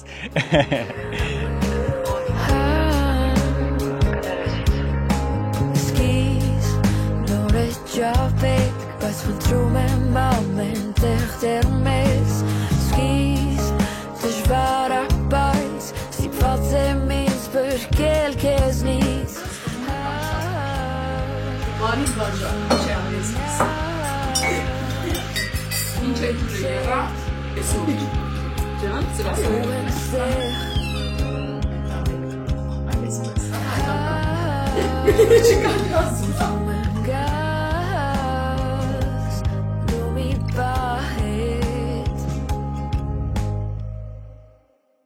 Դու արեցիր հայերեն Զենֆիրա շարք։ Շատ հետաքրքիր է։ Աշխարհում քիչ երաժիշտ կա, որոնց թարգմանելը շատ դժվար է եւ որոնց cover երգելը ավելի դժվար է։ Դրանցից մեկը ինձ համար Վիսոցկին է։ Ես թարգմանված Վիսոցկի չեմ կարողանում լսել, այսինքն հայերեն չի հնչում։ Մի տար հետ վեր։ Չստում։ Որովհետեւ մենք Զենֆիրային պիտի քննարկենք։ Երգեմ Զենֆիրան։ Համել ինչի որոշեցիր ընդհանրապես անել։ Вообще-то это альбом մի քիչ քննադատվել է իմ cover ալբոմը։ Ինչի։ Որովհետև մենք բաց չենք ոչ մի փորձերի ու Այսա պատմեմ սկզբից լավ։ Իրականում այդ ալբոմը արել եմ, որովհետև այդ փուլում շատ էի լսում Զենֆիրա ու ուղղակի ես իմ համար մտածում էի ինչքան ֆենոմենալ է ինքը ու ինչ հավես կլիներ։ Ոչ թե հավես կլիներ, այլ հետաքրքիր կլիներ, թե ոնց կհնչի ինքը հայերեն, եթե հնչի։ Ուզում էի սկսել, ուզում ես կա տոնտացի ինչ հավես կլիներ, եկեք տենց ես ընկերս հետ էի ժամանակ քննարկում շատ։ Մտածեցի, թարգմանեցի, գրեցի, որովհետեւ թողարկեմ այն միտումով, որ ով որ սիրի կսիրի, ով որ չի սիրի կրկին բարի ճանապարհ։ ու շատ արձագանք եղավ մեծ լավ առումով, բայց արձագանք եղավ նաև այս ֆորմատով, որ Զենֆիրային պետք չի կպնել, Զենֆիրան այդ մեկը չպետք է աներ ու ինչ որ sense այս ոչի բաներ։ Բաներ, սրբազան ինչ որ բաներ։ Չգիտեմ, չեմ կարող իմ համար անհասկանալի է, բայց sense տիպը Իմ դրիլ էի գցել, որ ասում եմ ես այնքան վատ է այդ շրջանում, որ սկսել էի Զենֆիրա լսել, որովհետև իմ մոտ Զենֆիրան շատ դեպրեսիվ է։ Դե ինքը դեպրեսիվ է։ Ու ես նկատի չունեի, որ Զենֆիրան է վատ է, ես նկատում եմ, որ ես եմ վատը, ու այդ ոնց սխալ հասկացվեց, ու տենց պարություն ստեղծեց, որ ես ասում եմ, որ Զենֆիրան վատն է, Զենֆիրայի գրածը վատ է, իմ պետք էր հայերեն սարքել ի սկզբանե, ինչ որ sense հիմար ենթադրություն ստեղծվեց։ Ում կողմից։ Հետևորդների, թե մի հոգի էր այդ։ Չէ, չեմ ասում որ շատ էր, բայց ամենաշատ նեգատիվը Զենֆիրայի շուրջ եմ ստացել այդ cover-ների դեռևս։ Չեմ ասի որ շատ էր կրկին 70% լավ էր 30-ն էր բաց, բայց այդ միտքին սպանեց էլի մարդկանց մոտ, որ ոնց կարելի էր Զենֆիրան թարգմանել։ Անտեր կարելի էր թարգմանել, բայց բարդ է։ Ես օրինակ ավելի հետո շեշտային խնդիրներ ունեի, որովհետև ուզում ես։ Դա այսինքն այդտեղ արդեն հայերեն շեշտը կոտրվում է, բայց ձեր երգելու ոճը քո ու մի քանի մեր այսօրվա սերնդի երիտասարդների ինքնին ազատություն է ընդհանրում ու նաև շեշտերը կոտրել։ Անկեղծ ասած այդ շեշտ սխալ տեղ շեշտ դնել եւ այլն, որտեվ Արտասամանյան երաժշտության մեջ էլ նեն սխալներով են երգերը գրում, բայց երբ որ հանգը կա կամ լսվում ականջիդ հաճելի է կոպիտ ասած, it's okay։ Հայոց լեզուն մի քիչ ուրիշ է, ինքը ունի կոնկրետ շեշտեր, ու եթե դու սովորես այդ շեշտերին, դա չէ, ծակում է։ Բայց ես դրա հետ արդեն աշխատել եմ ինքսի մեջ, ու ես շատ հաշտ եմ նայում այդ կոտրված շեշտերին։ Բարձր որ դա անընդհատ չի։ Հստակ երգերը իրենցն են պահանջում։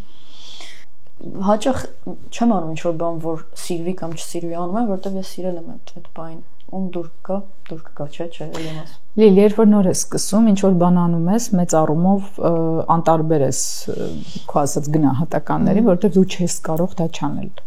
Երբ սկսում ես դառնալ սիրված ու բարես լավ իմաստով հանրահայտ, պատասխանատվությունը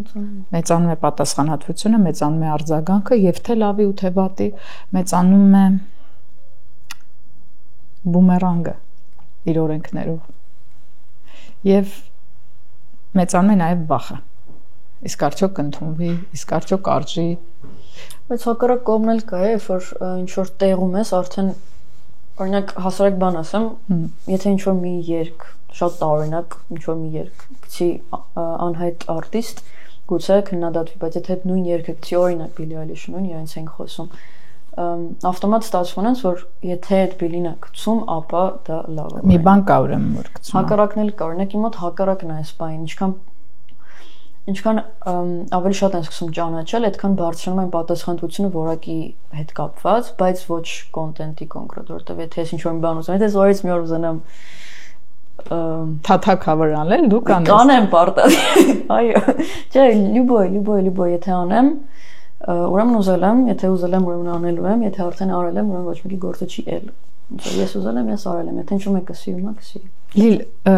Համլետի քո եղբոր որպես պոետի ազդեցությունը քո գրելու վրա որքանով է եղել։ Հենց որպես պոետ չեմ կարող ասեմ, բայց ընդհանուր իր հետ շփում իրան հետևելը փոքրուց շատ մեծ ազդեցություն ունեցել, բայց երգերիս բառերի մեջ լինում է, որ ասում օրինակ կարող ես մեկը sense փոխես, բայց հիմնականում ես եմ գրում, ու ես վերջերս պատմություն էր եղել Էրիկի հետ կապված Կարապետյան, եղբորս տեսել էր, որ լավ բաներ ասել իմ մասին ու հարցրել էր դու ես չէ գրում բառերը, որտեղ տպավորություն կա մարդկանց մոտ, որ եղբորս է գրում։ Չէ, բայց երևում է, որ դու ես գրում։ Ձեռագրային ակնհայտ է։ Ինքը չի խառնվում, ինքը ընդունում է նենց ոնց ես կամ, եթե ինչ որ տենց նենց բան է, որ մտածում ավելի սիրուն կլինի կամ ես չեմ ֆայմել, իսկ տենց լինում աճող, օգնում է, բայց հիմնականում թողնում է նենց ոնց ես կամ։ Դեռ իմ համար օրինակ եղբորս կարծիքը ամենակարևորն ու սպասվածն է, որ նոր երգ եմ գրում, իմ համար այդ ամենասպասված պահը եղբորս ցույց տալն է, էլի, ասես նստածում եմ ավտոյի մեջ, ասում եմ լսի։ Արի հասկանանք ում ես առաջինը ցույց տալիս։ Նայած ինչ երգա եւ ինչ կարծիք եմ փնտրում, բայց հիմնականում եղբորս։ Լիլի երազանքի իրականացման մեջ իմ երազանքն էլ կա, որովհետև ու ես դրա համար եմ շատ հավատում իրեն ու իր ամենամեծ երկրպագուն եմ ու վստահ եմ, որ այն ավելի մեծ երազանքը, որը մենք ունենք, մի օր իրականություն է դառնալու, որովհետև դա նաև իմ երազանքն է։ Որն է այդ ավելի մեծ երազանքը։ Որ Լիլին լինի այն արտիստներից մեկը, եւս մեկը, որովհետեւ մենք այդպիսի արտիստներ արդեն ունենք, որը կհասնի համաշխարհային այնպիսի հրճակի, որը մեծ ճանաչում եւ պատիվ կբերի մեր հայրենիքին։ Դա մեր մեծ երազանքն է։ Ամեն։ Այնքան լավ, որ բեմից ինչ ուզի ասի ու հաստատի ու դրոշմի։ Այո։ Հայաստանի մասին տեղյակ բայ ամբողջ աշխարհին։ Այո։ Ընտիր բան ես երազում, ես միացա քո երազանքին։ Համլետ Առաքելյան։ Դուք Առաքելյան եք։ Ովքեր են Առաքելյանները, որտեղից են գալիս եւ ուր են գնում։ Եվ որ են գնում։ Առաքելյանները ազգում։ Մենք ազգում հոգևորական ըստ իմ տեղեկության չենք ունեցել, բայց մենք ունեցել ենք օրինակ իմ մեծ պապիկը, հորական պապիկիս հայրը։ Եղել է ուսուցիչ եւ բանաստեղծ։ Ու ինձ թվում է, որ երևի արմատներն իրենց գործն արել են այս առումով։ Առաքելյանները շատ առաքելյաններ կան եւ իրենք տարբեր տեղերից են սերում, բայց մեր տոհմը Հադրութի շրջանից է։ Պապիկս հայրիկիս հայրը, պապիկս ծնվել է Հադրութում, չի ապրել Հադրութում, դուրս են եկել ընտանիքով Հադրութից, տեղափոխվել են Խաչիկ գյուղ, հետո արդեն Երևան։ Այսինքն ես ծնողներս, մենք բոլորս երևանցի ենք, բայց մեր հին արմատները, այսպես ասած,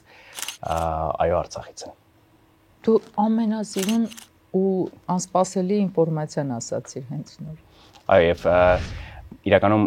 իմ կապը ավելի մեծ է Արցախի հետ կարծում եմ, քան Լիլիի տարիքից ելնելով եւ նաեւ այն առումով, որ ես մեծացել եմ, ես ավելի շատ ժամանակ եմ պապիկի հետ անցկացրել, պապիկը հենց առաջին մարդը ով ինձ տալել է Արցախ եղել է պապիկը, ով ինձ տալել է Հադրութ։ Հիշում ես դա, որ թվականներ։ Ես 14 տարեկան էի այն ժամանակ, թվականը հիմա դժվար կհիշեմ, բայց տարիքս եմ հիշում եմ, որ պապիկս իր կապույտ 06-ով շատ բարդ ճանապարհներով մեզ հասցրեց Հադրութ եւ դա ուղղակի լավագույն տեսարանն է, որ ես երբևէ տեսել եմ իմ կյանքի մեջ, այդ Հադրութի լեռները։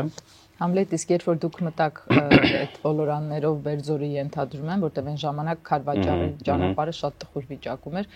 որ գնացիք հասակ Հադրութ, դու երբ մեքենայից իջար, դու զգացիր այդ արմատի ուժը, ուրիշ ձևով մի տեսակ ուժ։ Իհարկե, եւ ես դա երբեք չեմ կորցրել, այդ զգացողությունը ամփոփված է նաեւ իմ վեպում եւ կարծում եմ միշտ լինելու է։ Հետո ես Արցախի առումով ու իմ արմատներին ավելի մոտենալու առումով նաև մեծ ճանապարհ եմ անցել Արթուր Գրիգորյանի հետ իմ վարպետի ու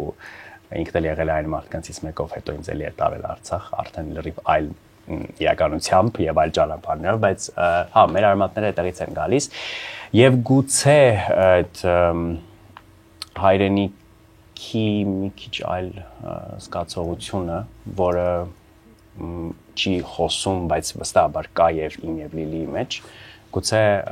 նաև այդտեղից է գալիս, չգիտեմ։ Իսկ մյուս կողմը, մամայի կողմը Գյումրիից է։ Բայց էլի բոլորը ծնվել են Երևանում, բայց արմատները Գյումրիից են։ Այնպես որ ես երկու ուժեղ բևեռի մեջ կրում կարող եմ ասել, բայց դա մենք երևանցի ենք։ Մեր կյանքը անցել է Երևանում ու այդ առումով, որ ասում են երևանցի ենք, միանգամից բացատրվում է, չէ՞, ինչ մտածողության, ինչ ավանդույթների կրող ենք։ Ավելին դուք արաբկիրցի եք։ Մենք արաբկիրցի ենք, հպարտ արաբկիրցիներ ենք, այո, COVID-19։ Ես ուզում եմ հասկանալ ձեր մայրը խիստ է, որովհետև ասում եմ, այդ ազատությունների մեջ այնքան հետաքրքիր բալանսավորված սայրի վրա էր պահում Լիլին։ Ու դասերի գնալուց մինչև օրինակ համալսարան ընդունվելը կամ չուզենալը կամ չգնալը, այսինքն այն դասական տարբերակում Լիլին ավելի ընդդիմանում էր հաստատված սովորություններին, նաև մեր հասարակության։ Մենք ունենք նաև հրաշալի հայր, որը ապահովել է այդ բալանսը մեր կյանքում։ Այո, իմ ծնողները շատ տարբեր իրարից ֆանտաստիկ առումով տարբեր մարդիկ են եւ մենք ես էլ Լիլին էլ երկուսս էլ մեր մեջ գրում ենք երկուսին էլ։ Մաման խիստ է, հայրը ազատ։ հայրն էլ է խիստ, ուղղակի այլ ոճի մեջ, բայց հայրը ավելի պապան ավելի թեթև, ավելի կյանքի մարդ է։ Մայրս ավելի ակադեմիական կին է։ Ու այդ երկու ազդեցություններն էլ եղել են եւ մաման իր ակադեմիականության մեջ մեր առաջինը ոգևորող supporter ասում են էլի անգլերեն բառ ասացին ներողություն աջակիցը այո մեր առաջին աջակիցն է եղել բոլոր հարցերում ես հիշում եմ այդ ռոքի ժամանակաշրջանում փոքր ժամանակվա այդ բոլոր ռոքային էլեմենտները հագուստները աքսեսուարները առաջինը մայրս էր գնում եւ բերում չնայած որ երևի իր համար դա թարապես սխալ բաներ բայց ամեն դեպքում թույլ էր տալիս որ մենք ինքնաարտահայտվենք ու ես դրա համար շատ շնորհակալ եմ իմ ծնողներին որովհետեւ իրենք իսկապես երևի ընդհանրապես չպատկերացնելով որ իրենց երեխաները լինելու են երկու արվեստագետներ եւ գուցե իրենք վստահ եմ իրենք մեզ համար լրիվ այլ ճանապարհ էին պատկերացրել ինչ ավելի հետաքրքիր ավելի լուրջ օրինակ վստահ եմ papan կուզենար որ ես ժամանակին ուզեցել եմ ամեն դեպս որ ես իրավաբան լինեմ հետագայում չգիտեմ դառնամ չէ լուրջ քաղաքական գործիչ գուցե կամ միջազգային այսքանը դեռ շատ վատ էր հետո չգիտեմ բայց հետաքրքիր է ինքը ընդդիմանալով ամենասկզբում իմ նկարահանումներին բարի գնալուն եւ այլն արվեստի մեջ լինելուն հետո մեծ տարիքում արդեն մեր ամենաառաջին երկրպագուն է էլի papan էլ ամերիկներին առաջին շարքում կանգնած է շնորհանդեսներին առաջին շարքում կանգնած է եւ նորմալ կարգին մարդ արի հասկանանք ինչ ես անելու դու Կալիֆոռնիայում ինչ հաջորդականությամբ ես ծրագրել կյանքը այն ինչ որ Երևանում էի անում դու Երևանում ստեղծագործում էիր հետո պայքարում էիր որ քո ստեղծած աշխարհը ու իրական աշխարհը շատ չտարբերվեն իսկ այստեղ ուրիշ աշխարհ է այսպես թե այնպես Ինչ որ միակ տարբերությունն է նա որ համերգները այստեղ Երևանում շատ իմ մարդիկ էին ամեն դեպքում այստեղ այդ մարդիկ չկան բայց այստեղ կա ինչ որ հանգստություն որ Երևանում չկա իսկ այստեղ հանգստությունը չի խանգարում ստեղծագործությանը Չէ հակառակը Ես այնքան պաշար ունեմ Երևանից հավաքած այ էմոցիոնալ հենց բարվի հետ կգնամ անգամից Ես այն օրը մտածում որ այստեղ է այդ ճակերտավոր հանգստությունը, որովհետև դա կենցաղային իմաստով բոլորին հանգիստ չի ուղղակի ուրիշ համակարգ է ու մենք համակարգի մասնիկ ենք դառնում, հա, նման երկրներում։ Այստեղ այդ հանգստությունը ինձ անհանգստացում է։ Հա, որտեղ մենք սովոր ենք այդ խառը վիճակին։ Ահա որ ու ես այդ հայտարարակ տարբեր պիկերի ու անկումների բանի մեջ հորձանուտում Երևանում ինձ բանավոր հա հորձանուտ ուրիշ հարմար բառ չգտա Աման ասում էր բարարան վերցրու հետո Սպանում Իա տասա ինձ խնդրում եմ դու մամայի հետ պաստորեն քննարկում ես խորհրդակցում ես գնալ այս հորձանուտի մեջ նետվել թե ոչ քան ճակատագրի բառն է հորձանուտ Այդ ինչ save me այցից տվեցիր դու լուրջ ես ասում ցույց տվեցիր save ես նկատեցի Ես մեզ թաքուն էի Okay Մամա այդ խորհրդակցում ընդհանրապես ավելի շատ եղբորս հետ եմ խորհրդակցում բայց մաման մի հատ տեղ ունի իմ կյանքում որ երբ որ ոչ մեկի մոտ չեմ ուզում գնամ իր մոտ եմ գնում Այստեղ երբ որ սովորում էի սկզբում շատ դժվար էր դե անծանոթ միջավայր էր լրիվ ուրիշ բաներ շատ դեպրեսիվ էի սկզբի մի երկու ամիս որտեվ չէի գտնում ոչ մի բան որ ինձ ծանոթ է ու ես սիրում եմ ու իմն է ոչ մի պատմություն չունեի կապող սերի հետ Տենց մամային զանգեցի ասեց դու պիտի թողես որ լավը գա քեզ այդ դուրը բաց մեջից որ լավ էներգիան հասնի քեզ եթե դու դուրը փակում ես ինքը չի գալիս իմաստունքին է դա Այնքան իմաստունքին է Սկականություն Այնքան բան է իմ ու ախորս մեջ սերմանել Եվ մտցրել Մանկավարժա չէ մաման Հա մաման Ես էլ եմ եղել եմ 2 տարի դասավանդել եմ Պապաս գիտես Իմ կյանքը հակառակ է սկսել Պապաս ասում էր այս վարժապետների ցեղը մերոնք էլ էին Մենը լեզվաբանների ցեղը Լեզվաբան մանկավարժ դաժանա Երաժիշտը ես եմ չէ արտիստ Չէ մաման լրիվ ուրիշ տեղում է Իսկում Ինչով կյանքի վերջել բոլորիս կյանքում մաման ուրիշ տեղ է ինքը կա աշխարհ կա մամա տենց է էլի ինչքան էլ իրանք դա չեն զգում հաճախ իրենց որ մենք իրենց կարիքը չունենք եւ այլն որովհետեւ հաճախ չեն կիսում որովհետեւ երբ որ մեծանում ես արդեն մի տեսակ ուզում ես քեզ մեծ գաս առանձնապես չես կիսվում բայց մեկը ամենավերջի կետը մամայի մոտ է միշտ Ինձ համոզում են, որ ես նույն եմ երբ վերջին ամիսներին Ամեն օր ես աշխատում եմ ազատվել ճիգերներից Ուրա, ճիշտ է ասեք թե Լավնա Եվ դու վաղուց էլ նույնը չես Բայց քեզ չեն հավատում Որտև իրանց տենց հեշտ է Երբ դու վաղուց էլ չես խաղում Բայց քեզանից ում ես սպասում Որտև իրանց տենց հեշտ է Ոնց որ անիմաստ, անիմաստ Ոնց որ անիմաստ, անիմաստ Ոնց որ անիմաստ Անիմաստ Ոնց որ անիմաստ, անիմաստ Ոնց որ անիմաստ, անիմաստ Ոնց որ անիմաստ, անիմաստ Անիմաստ սաղ լինի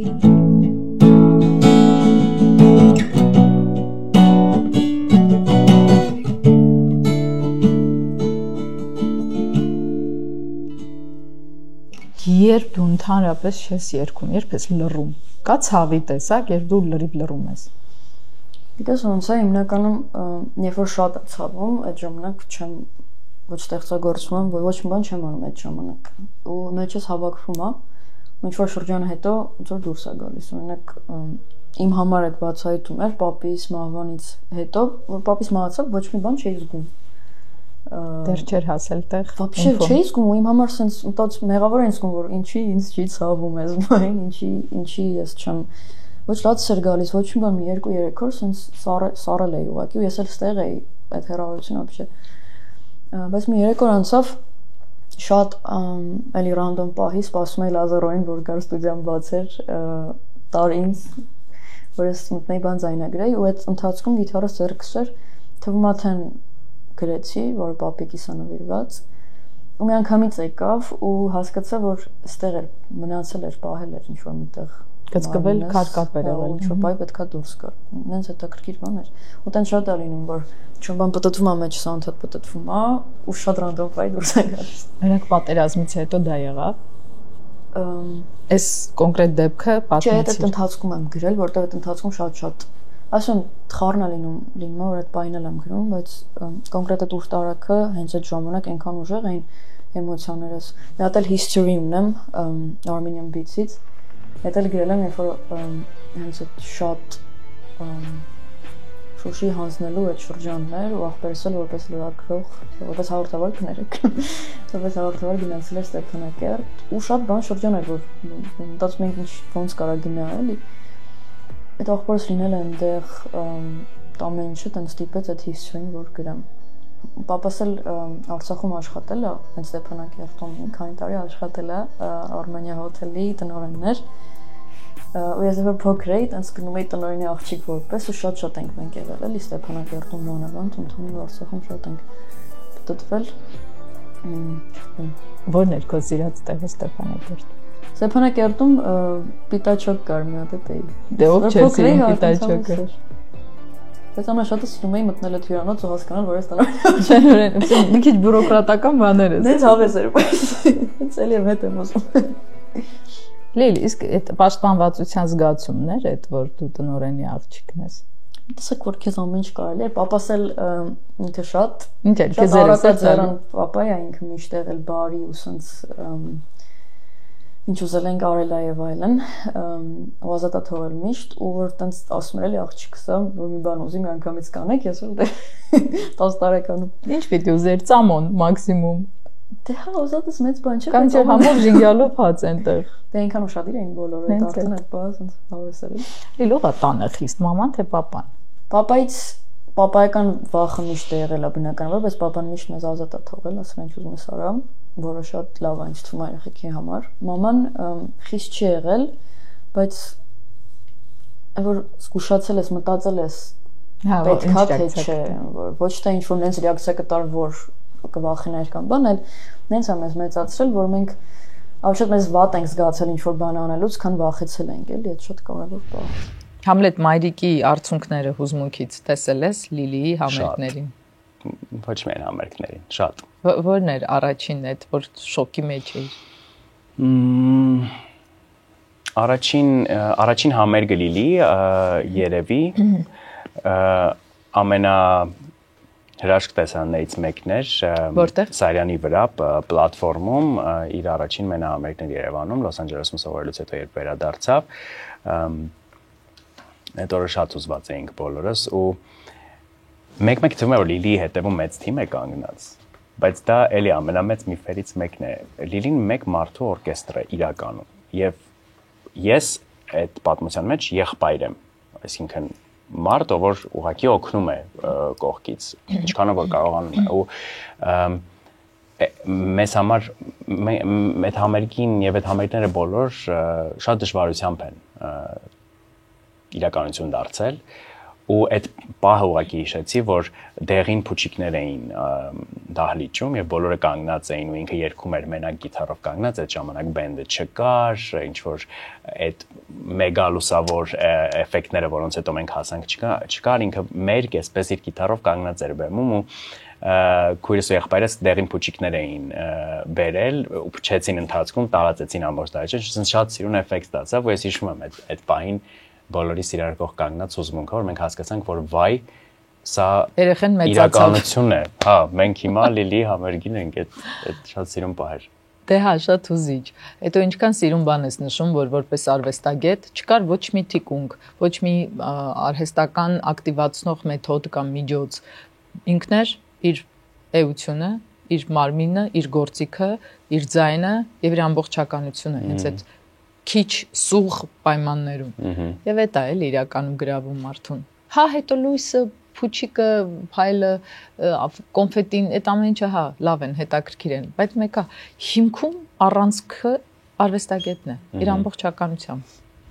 հենց հետաքրքիր է սովորական մարդիկ ովքեր չեն զբաղվում այս ամեն ինչով չեն երբեք չեն զգային որ դու բարձրանում ես բեմ քեզ բոլորը սիրում են եւ դու գնում ես տուն դու մենակ ես այնքան հետաքրքիր զգացում է Ես դու մենակ ես լի։ Չէ։ Մենակ ես ինքդ քեզ հետ։ Ես ինձ մենակ գլոբալ չեմ զգում։ Ճիշտ է, вообще ունեմ խորը զգացում մենակության ինչ որ մի տեղից եկող, բայց ես նաև գիտակցում ունեմ, որ ես մենակ չեմ, քանի ամենահասարակ բանով, քանի ընտանիքս կա, մենակ չեմ տեսել ես։ Այսինքն մենք էլի հանգում ենք նրան, որ որևէ արվեստագետ ինչ ձևաչափում ուզում է ստեղծագործել, պիտի ունենա հենման կետ, որը իրան գոնե պահում է այս կյանքում։ Իմ հենման կետը ես էլ եմ, նենց չի, որ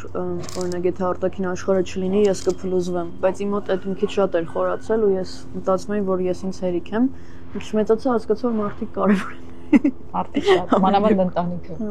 Հա, ու դա տարիքի հետ էս ինչ խոսք։ Քանի գնա ավելի է խորանալու դա։ Հա, 2 տարուց նորից ինտերվյու կանենք կարողանալ ուրիշ բան ասել։ Ես մեծ սիրով։ Բիլի Այլիշի ինտերվյուն որ տարին մեկ անում է։ Լսի, Բիլի Այլիշը շատ հետաքրքիր ֆենոմենալ աղջիկ է։ Երբ որ ես բացահայտեցի ինքս ինձ համար, որ ես լսում եմ նրան,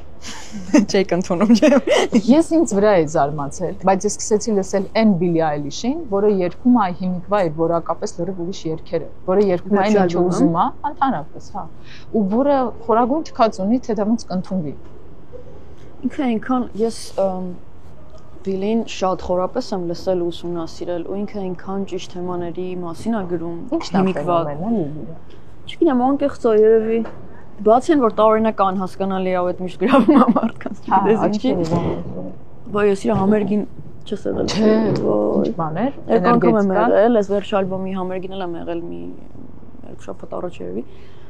Այդ ընտրությունների համերգը չէր որ կանգնեց սկսեց տեքստեր ասել ընտրեք դրա Լոս Անջելեսինն եմ եղել այդ որ մի 2-3 շաբաթ առաջ էր Շատ ուրիշ է այդ աղջիկը, այդ իրա խորապես թքած ունենալ է, բայց նաև դու գիտես, որ ինքը թքած չունի որպես արտիստ բնականաբար,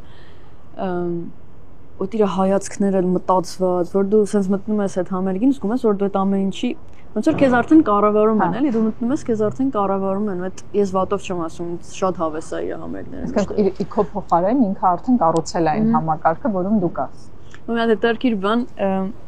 որ Ստեղ սովորում էի դեռ ու դեռ Ելով Հարթյանն այդ ճանապարհը նորմալ չէր սկսել շատ էի համերգների գնում իրա իմ բոլոր սիրած արտիստների որ արի թվարկենք թող երեխեքը լսեն համերգին եմ եղել Passenger, Dodie, Lizzie McAlpine Coldplay։ Լիզից ի՞նչն ես սիրում։ Լիզից, լսել ես։ Լսի, ես իհարկե հին եմ, բայց մարդ եմ։ Ոյ Լիզին ֆենոմենալ երգահան է։ Coldplay-ը օրինակ, որ դու անընդհատ ասում ես, մենք ոչ թե մեծացել ենք, այլ կոնկրետ ակտիվ ապրել ենք Coldplay-ի մյուզիկների վրա։ Ոյ Լիզին ֆենոմենալ է։ Իհարկե իրանց կլիպերն էլ են հանճարեղ Coldplay-ի, մի աննորմալություն են դրան։ Coldplay-ից երբեք չի կարող կրկնվի ինձ թվում է։ Հա, բայց էլի ինքը շատ ուրիշ նիշային երաժշտություն է, թե ընդհանրապես կարելի է այդպես արտահայտվել։ Այսինքն դա ամեն ականջի չի, բայց այն մարդը, որը մի անգամ լսեց, էլ չի կարող անտարբեր մնալ։ Այլ հարց է, ինքը հետո էլի կգա կլսի թե չէ, ոնց իրան մեջ մի բան կփոխվի։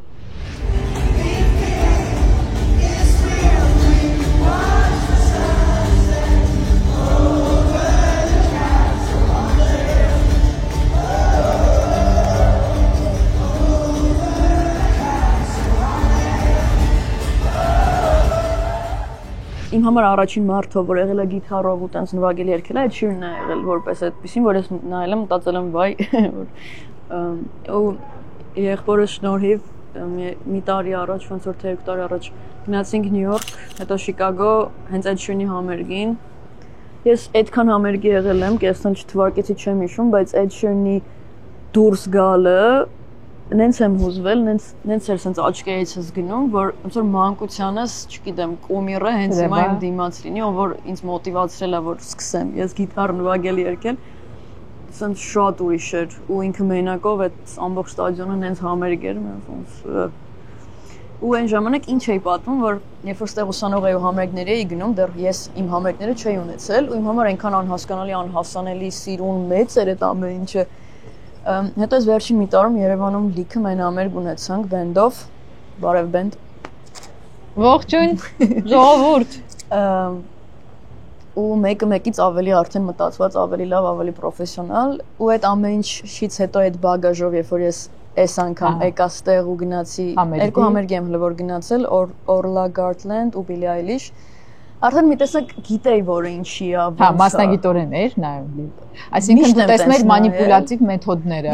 Լուիսը, չգիտեմ, այս պահին ծուխը մտավ, ինքը գնաց հետ եկավ ուրիշ իր վիճակը, իր այդ ամեն ինչը այդպես անում։ Ու մի տեսակ ես էս մի տարին միշտ բեմի վրա եմ եղել Հայաստանում, Երևանում, այստեղ որպես հանդիսատես էի նորից ու լրիվ ուրիշ ձև վերարժևորեցի մեր համերգները ու հասկացա, թե մենք ինչքան չես եղել, չէ՞։ Այդ օրը հիվանդ էի, որ պիտի գայի։ Ոչինչ, էլի կլինի վստահ եւ գրավիրեմ, բայց մեր համերգները իրոք բնական էին։ Չգիտեմ, ես տենց անկեղծ ու սիրուն համերգներ չեմ տեսել Հայաստանում։ Էներգետիկ ժանրում։ Էներգետիկ, լրիվ են, որ սենց մարդիկ գալիս են ու իրանք քոնն են, դու էլ իրանն ես, ու մի տեսակ սենց բոլորով եք դուք այդ համերգին, էլի ոչ թե ուղղակի դու ժամանց հարցնեմ, իսկ կարող է այդ նաև նրանից է, որ դու ամեն դեպքում սկսնակ էիր, անկախ քո շատ հետաքրքիր տեղում լինելուց, ու այդ սկսնակությունը մարդկանց մեջ առաջացնում է հաճելի ազատություն, այսինքն իրենք չունեն բարդույթ, որ դու հայտնի ես կամ աստղես կամ բան, ու քեզ ընկալում են պարզությամբ։ Այնպեսին ինչպեսին դու կաս բեմից։ Իսկ հիմա Բիլին որ սուպերստար է, իրան էլ դու ընկալում ես, նենց ոնց ինքը կա, տարբերություն չկա։ Ոնց որ մատուցվում է քեզ, տենց էլ ընկալում ես արտիստին, ինձ թվում է, այսին։ Ամերիկյան հանդիսատեսը շատ տարբեր է։ Հա, լրիվ ուրիշ բան է։ Որն է այն բեմը, որը դու կուզեիր գրավել, որին դեռ չես հասել ու ինչ որ ժամկետ կա, որ դրել ես քեզ համար, որ այս ժամկետում ես պիտի հասնեմ դրան։ Բեմ պրամ հենց ոնց որ ստադիոն կամ անուն համերգասրահ։ Կարող է լինել ֆիզիկական բեմ, կարող է լինել գաղափարապես, այսինքն չգիտեմ։ Ես անցյալ անգամ այս մեր Armenian Music Award-ի բեմը լրիվ ուրիշ կերպ տեսա։ Լավ թե վատ։ Շատ սիրում։ Ոնց որ տիեզերական աստղազարդ տարածություն լիներ։ Ու ես այդտեղ օրինակ ուզեի ունենալ բանաստեղծական երեկո։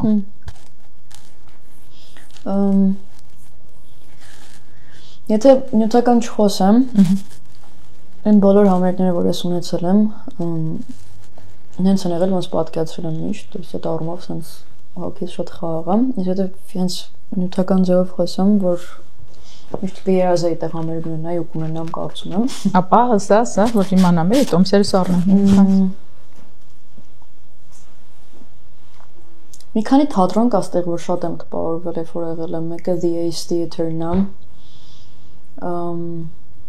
տրուբադուր կա ստեղ մի հատ, որ շատ եմ ուզում, ու իսկական այդ ժամանակներում այդ մեկը շատ հավանական է որ լինի, իսկ եթե մեծ խոսենք, այս Լոս Անջելեսի Kia-ի ստադիոնը շատ կուզեմ մի օր, ու ես վերջերս որ Billy Քանի հազար 20,000 է այդ մեկը։ Դե այդ դեպքում ինձ թվում է պետքա ուղղությունս փոխեմ լեզուս էլ, չգիտեմ, կամ գուցե չեմ։ Դու կարծում ես, որ հայոց լեզվով ստեղծագործությունը երբեք չի կարող ունենալ 20,000-անոց մասսա։ Տենց չեմ, այն ուղղությունը այն ժանրը, որում ես եմ, այս բանին տենց մտածում եմ, որ մոտ ապագայում չեմ, բայց գլոբալ առումով ես պլաններ ունեմ փորձելու ստեղ ուժերս, որովհետև ի սկզբանե այդ եմ, դրա մասին եմ երազել կոպիտ ասած։ Ունեմ ոնց որ երկու երազանք ունեմ, մեկը հայկական երազանքն է, մյուսը American Dream-ն է, էլի հայկական երազանքս կարելի ասել, որ միշտ կա տեղ գնալու ու խորանալու, բայց շատ իմ երազած ձևով կատարվել է կարելի ասել, կամ կատարվում է հենց այս պահին։ Միշտ մտածել եմ, որ չեմ պատկերացրել, որ կարող մարդիկ իմ երգերով նոր տարի դիմավորեն կամ իմ երգերի տակ տխրեն, իմ երգերի տակ բուժվեն, ես անցնեմ մեքենայով երգս լսեն, ասի չեմ պատկերացրել անկեղծ։ Ու որ հիմա այդ ամեն ինչը կա, հələ չեմ հավատում, բայց շատ շնորհակալ եմ, ոնց երազանքա լրիվ էլի, երազանքա թվում։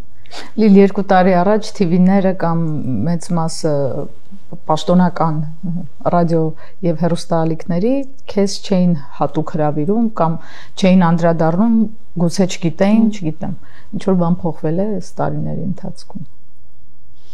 TV-ում անդադ պատտեցնում են հաստատ։ Հրավերներ շատ են լինում, օրինակ ինտերվյուների կամ չգիտեմ ոդկասթների, բայց հրաժարվեց օրինակ։ Օրինակ ես երկու մեծ ինտերվյու եմ ունեցել, մեկը Մհերի հետ եղել, մեկը Հիմայա, այս բանին։ Ես վայելել եմ Մհերի մոտ քո հարցազրույցը, կարճ էր ինձ համար, կուզեի երկար լիներ։ Ես էլ եմ շատ սիրել, ու իմ համար այնքան կարևոր է, որ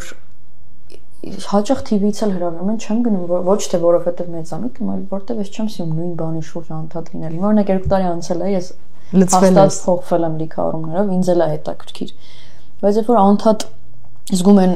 հայփը շատանում է, կանչում են, անիմաստ է իմ համար էլ։ Ես ունեք ինքս ինձ խոստացել եմ, որ ես էլ TV չեմ գնալու ինտերվյու, մինչև ինչ-որ մի մեծ իրադարձություն չլինի։ YouTube-յան ֆորմատ ուրիշ է, TV էլ չեմ սիրում։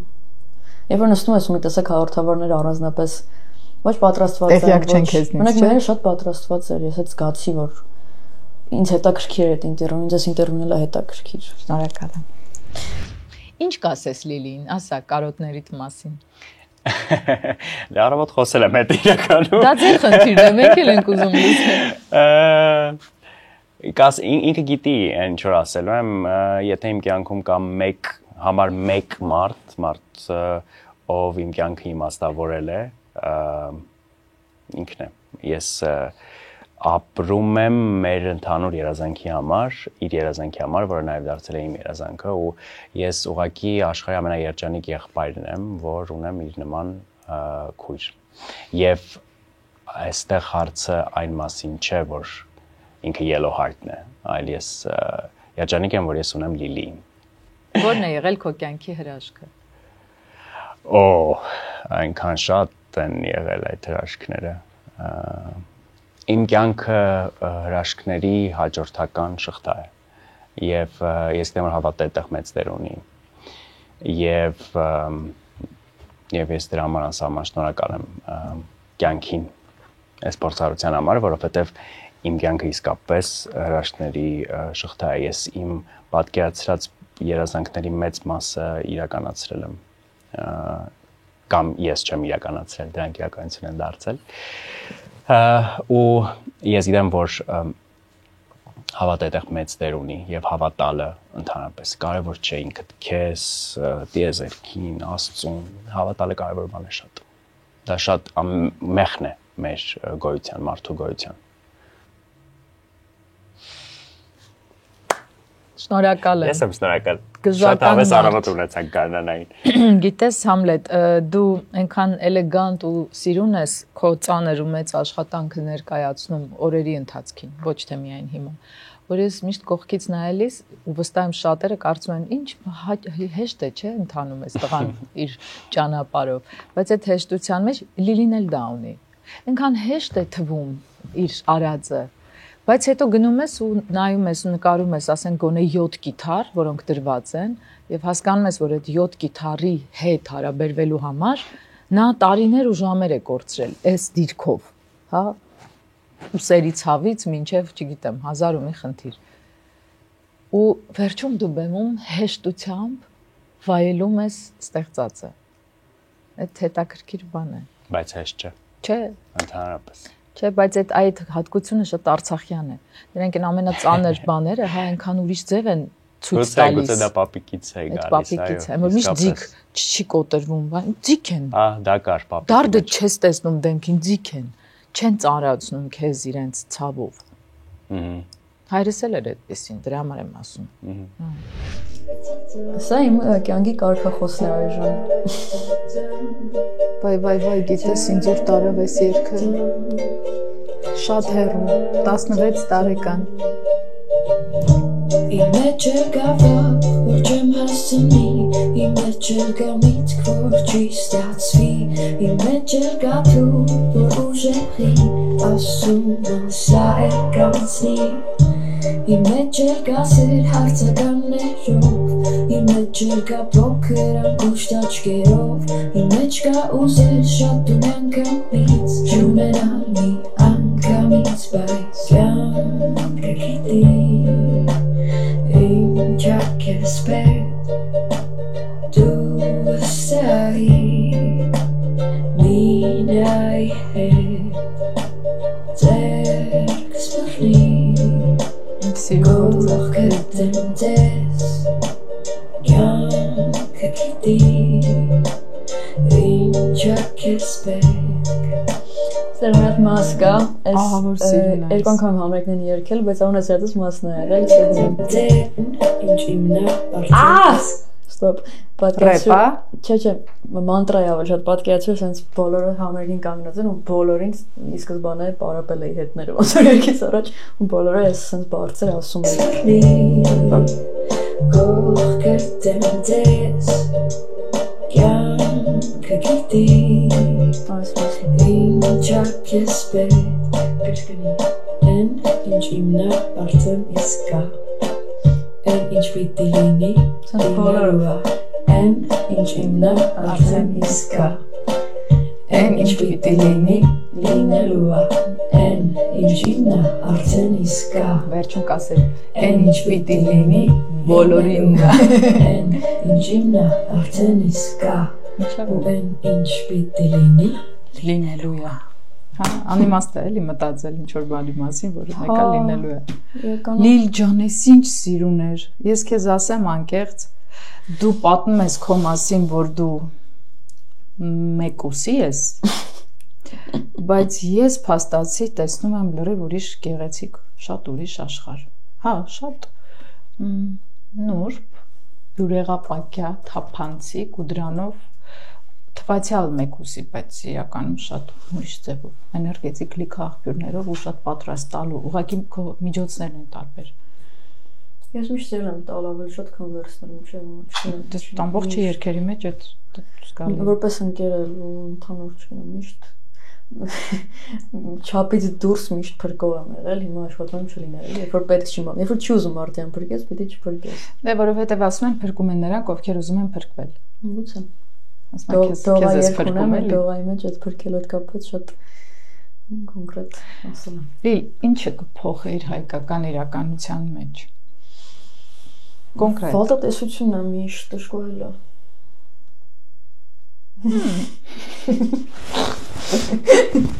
Ես էլ եմ այդ կրում, որտեղ չեմ կարա, բայց ես նաև գոնե գիտակցում, փորձում մի քիչ ազատվել դրանից։ Չէ, դու լավատես եմ, շատ լավատես ես ու պայծառ ես, հետո ակնհայտ է որ աշխատում ես, բայց միթե կարծում ես, որ վատատեսությունը այդ ուղակի բնավորության գիծ է, թե գուցե փաստացի ապրած կյանքի տխուր արդյունք։ Դե հա, բայց չես կարա միշտ ասես չես կարող գցես ամենականցալի կամ պատմության վրա կամ չգիտեմ իսում ենք շատ ենք այս Երևանս որ գրել է օրինակ լիքը մարդ լիքը դարձ ու միշտ խառը այդ նեղա քաղաքը մտքերն են շատ այնքան Երևանի մասին է իմ պատկերացած Երևանի մասին է այդ որ Նեղա շունչդ կտրվում ասախ քո կյանքի մեջ են մտած, բայց դե քոնն են մյուս կողմից էլ ինչ կարաս անես, էլի այդ շատ մեր մասին է։ Չգիտեմ, ես սիրում եմ մեզ այսքան կոմպլեքսով։ Շատ հակասական է։ Էլի այդ երկում ասում որ այսքան զգացում հակասական մի բուր քաղաքում որտեղից կա, որտեղ շատ հակասական ենք մենք ոբշե։ Շատ ջերմ ենք բայտակ էլ շատ անտարբեր, ահավոր, այդքան համարցակ ու այդքան վախկոտ, շատ ծառայություն ենք զգում։ Չէ, ազնվագույն ու ստոր, բայց սիրում եմ ես, անկեղծ սիրում եմ։ Ինչքան էլ կարող ասեմ, որ չեմ սիրում, որովհետև շատ ենք դժգոհ եւ այլն, բայց սիրում եմ այդ խառը վիճակը, ես եմ խառը։ Երևանի թե Հայաստանի։ Երևանի, Հայաստանի, ես մի հայրենիք եմ։ Դե հա, Հայաստանը ավելի ընդգրկուն է ու լայն ու շատ ավելի տարբեր, ամեն քաղաքը իր ձեր լեզվով ասած vibe ունի, իր զարկերակն ունի։ Երևանի vibe-ը այդ երգով ինձ թվում է, իմ պատկերացած Երևանը այդ երգն է, չգիտեմ։ Շատ խառը, բայց մեկը սրտիդ մեջ է։ Մենք այսօր եկել ենք Լիլիթ Առաքելյանի տուն։ Նույն ինքը Դեղին սիրտ, նույն ինքը Yellow Heart, նույն ինքը իմ շատ սիրելի արտիստ Լիլի Yellow Heart։ Ու տուն, ինձ թվում է դու որտեղ էլ ապրես, որ էլ գնաս, մենք որ գանք, գալու ենք քո տուն։ Նկատի ունեմ դու տունը ստեղծում ես ու քեզ հետ տանում ես։ Այն հայտնի մուզիկի նման է, թրջող տունը, որը ամենտեղ իր տնով է գնում։ Այդ դու տենց ես, ինչ-որ տնական ես։ Սիրում եմ ստեղծել զրոյից միշտ։ Բայց լոսի մասին երգ չգրես, խնդրում եմ քեզ։ Չէ։ Բայց որ գրելու լինես, ինձ ասա, որ տխրեմ։ Չէ, կասեմ խմբագրես։ Ուրիշ անուն կդնեմ։ Չէ, ճիշտ հասկացեք։ Լոս Անջելես։ Ես շատ սիրում եմ այս քաղաքը, շատ։ Եվ այս քաղաքում միակ բանը, որ ինձ շատ բարկացնում է, այսքան լավ հայերի ներկայությունն է, որտեղ ես կուզեի իրենք լինեին իմ քաղաքում, իմ երկրում, մեր կողքին։ Ու այդքան։ Չէ, բայց ես այս պայն եմ ստեղծ, թվում է շատ ասում եմ, հենց էմոցիոնալ պաշարոց վերջանը։ Երևանի կանչում եմ միշտ։ Քո եւ ստեղծագործ որոշակի մարդկանց դեպքում ես հասկանում եմ ստեղծագործության համար տարածությունների գրավումը, շատ եմ հասկանում։ Այսինքն մարդը պետք է գնա, երկիր ճանաչի, լեզու իմանա ու շուկան մեծացնի, հիմա ոնց որ Ռոզալին, հա, մենք չենք կարող չէ ասել, չէ, արի դու մնա, կարճիր միայն մեր հայկական երկարվեստից, եւ ինչքան լավ է, որ այսօր Ռոզալին ամբողջ աշխարհում մեկ ունի իր ելույթները։ Ես շատ ուրախ եմ առաջին հերթին եւ իր համար, որ մարդը իր ուզած երաժշտությամբ է հանդես գալիս, ոչ թե գնում է կոմպրոմիսի։ Ապրես ծիծիկ ջան։ Շնորհակալ եմ։ Դու գժություն ես, ես հուսով եմ, որ մեր կամուրջները այսօր բոլոր իմաստներով իսկապես կամրջեցին։ Քեզ հետ, քեզ մեզ հետ, Լոս Անջելեսը Երևանի հետ, ու ընդհանրապես բոլոր հայերի սրտերը իրար հետ։ Մաման շատ հպարտ կլինի ես։ Մամայի պաչում եմ, ջերմ, սիրում եմ շատ, ինքը քեզ պես ու Համլետի պես գժական երեխեք ա դասիրակել։ Ինչպես որ երկի կյանքը ապահովում եք դուք ունկնդիրը, լսողը, սիրողը, երկրպագուն, տարածողը, հուզվողը։ Այդպես էլ իմ կամուրջները կանգուն են ձեզնով, ձեզ համար եւ մեծապես ձեր շնորհիվ։ Նայեք, բաժանորդագրվեք իմ YouTube-յան ալիքին, գրեք անպայման մեկնաբանություններ, գրեք ինչպիսին եք պատկերացնում Լիլիին Yellow Heart, գրեք ինչպիսին տեսակ նրան, գրեք նրա երգերը ձեր սիրած, գրեք թե որ երկրում եք նայում։ Մեր կամուրջները միացնում են աշխարհի բոլոր հայերի դեղին սրտերը։ Կհանդիպենք։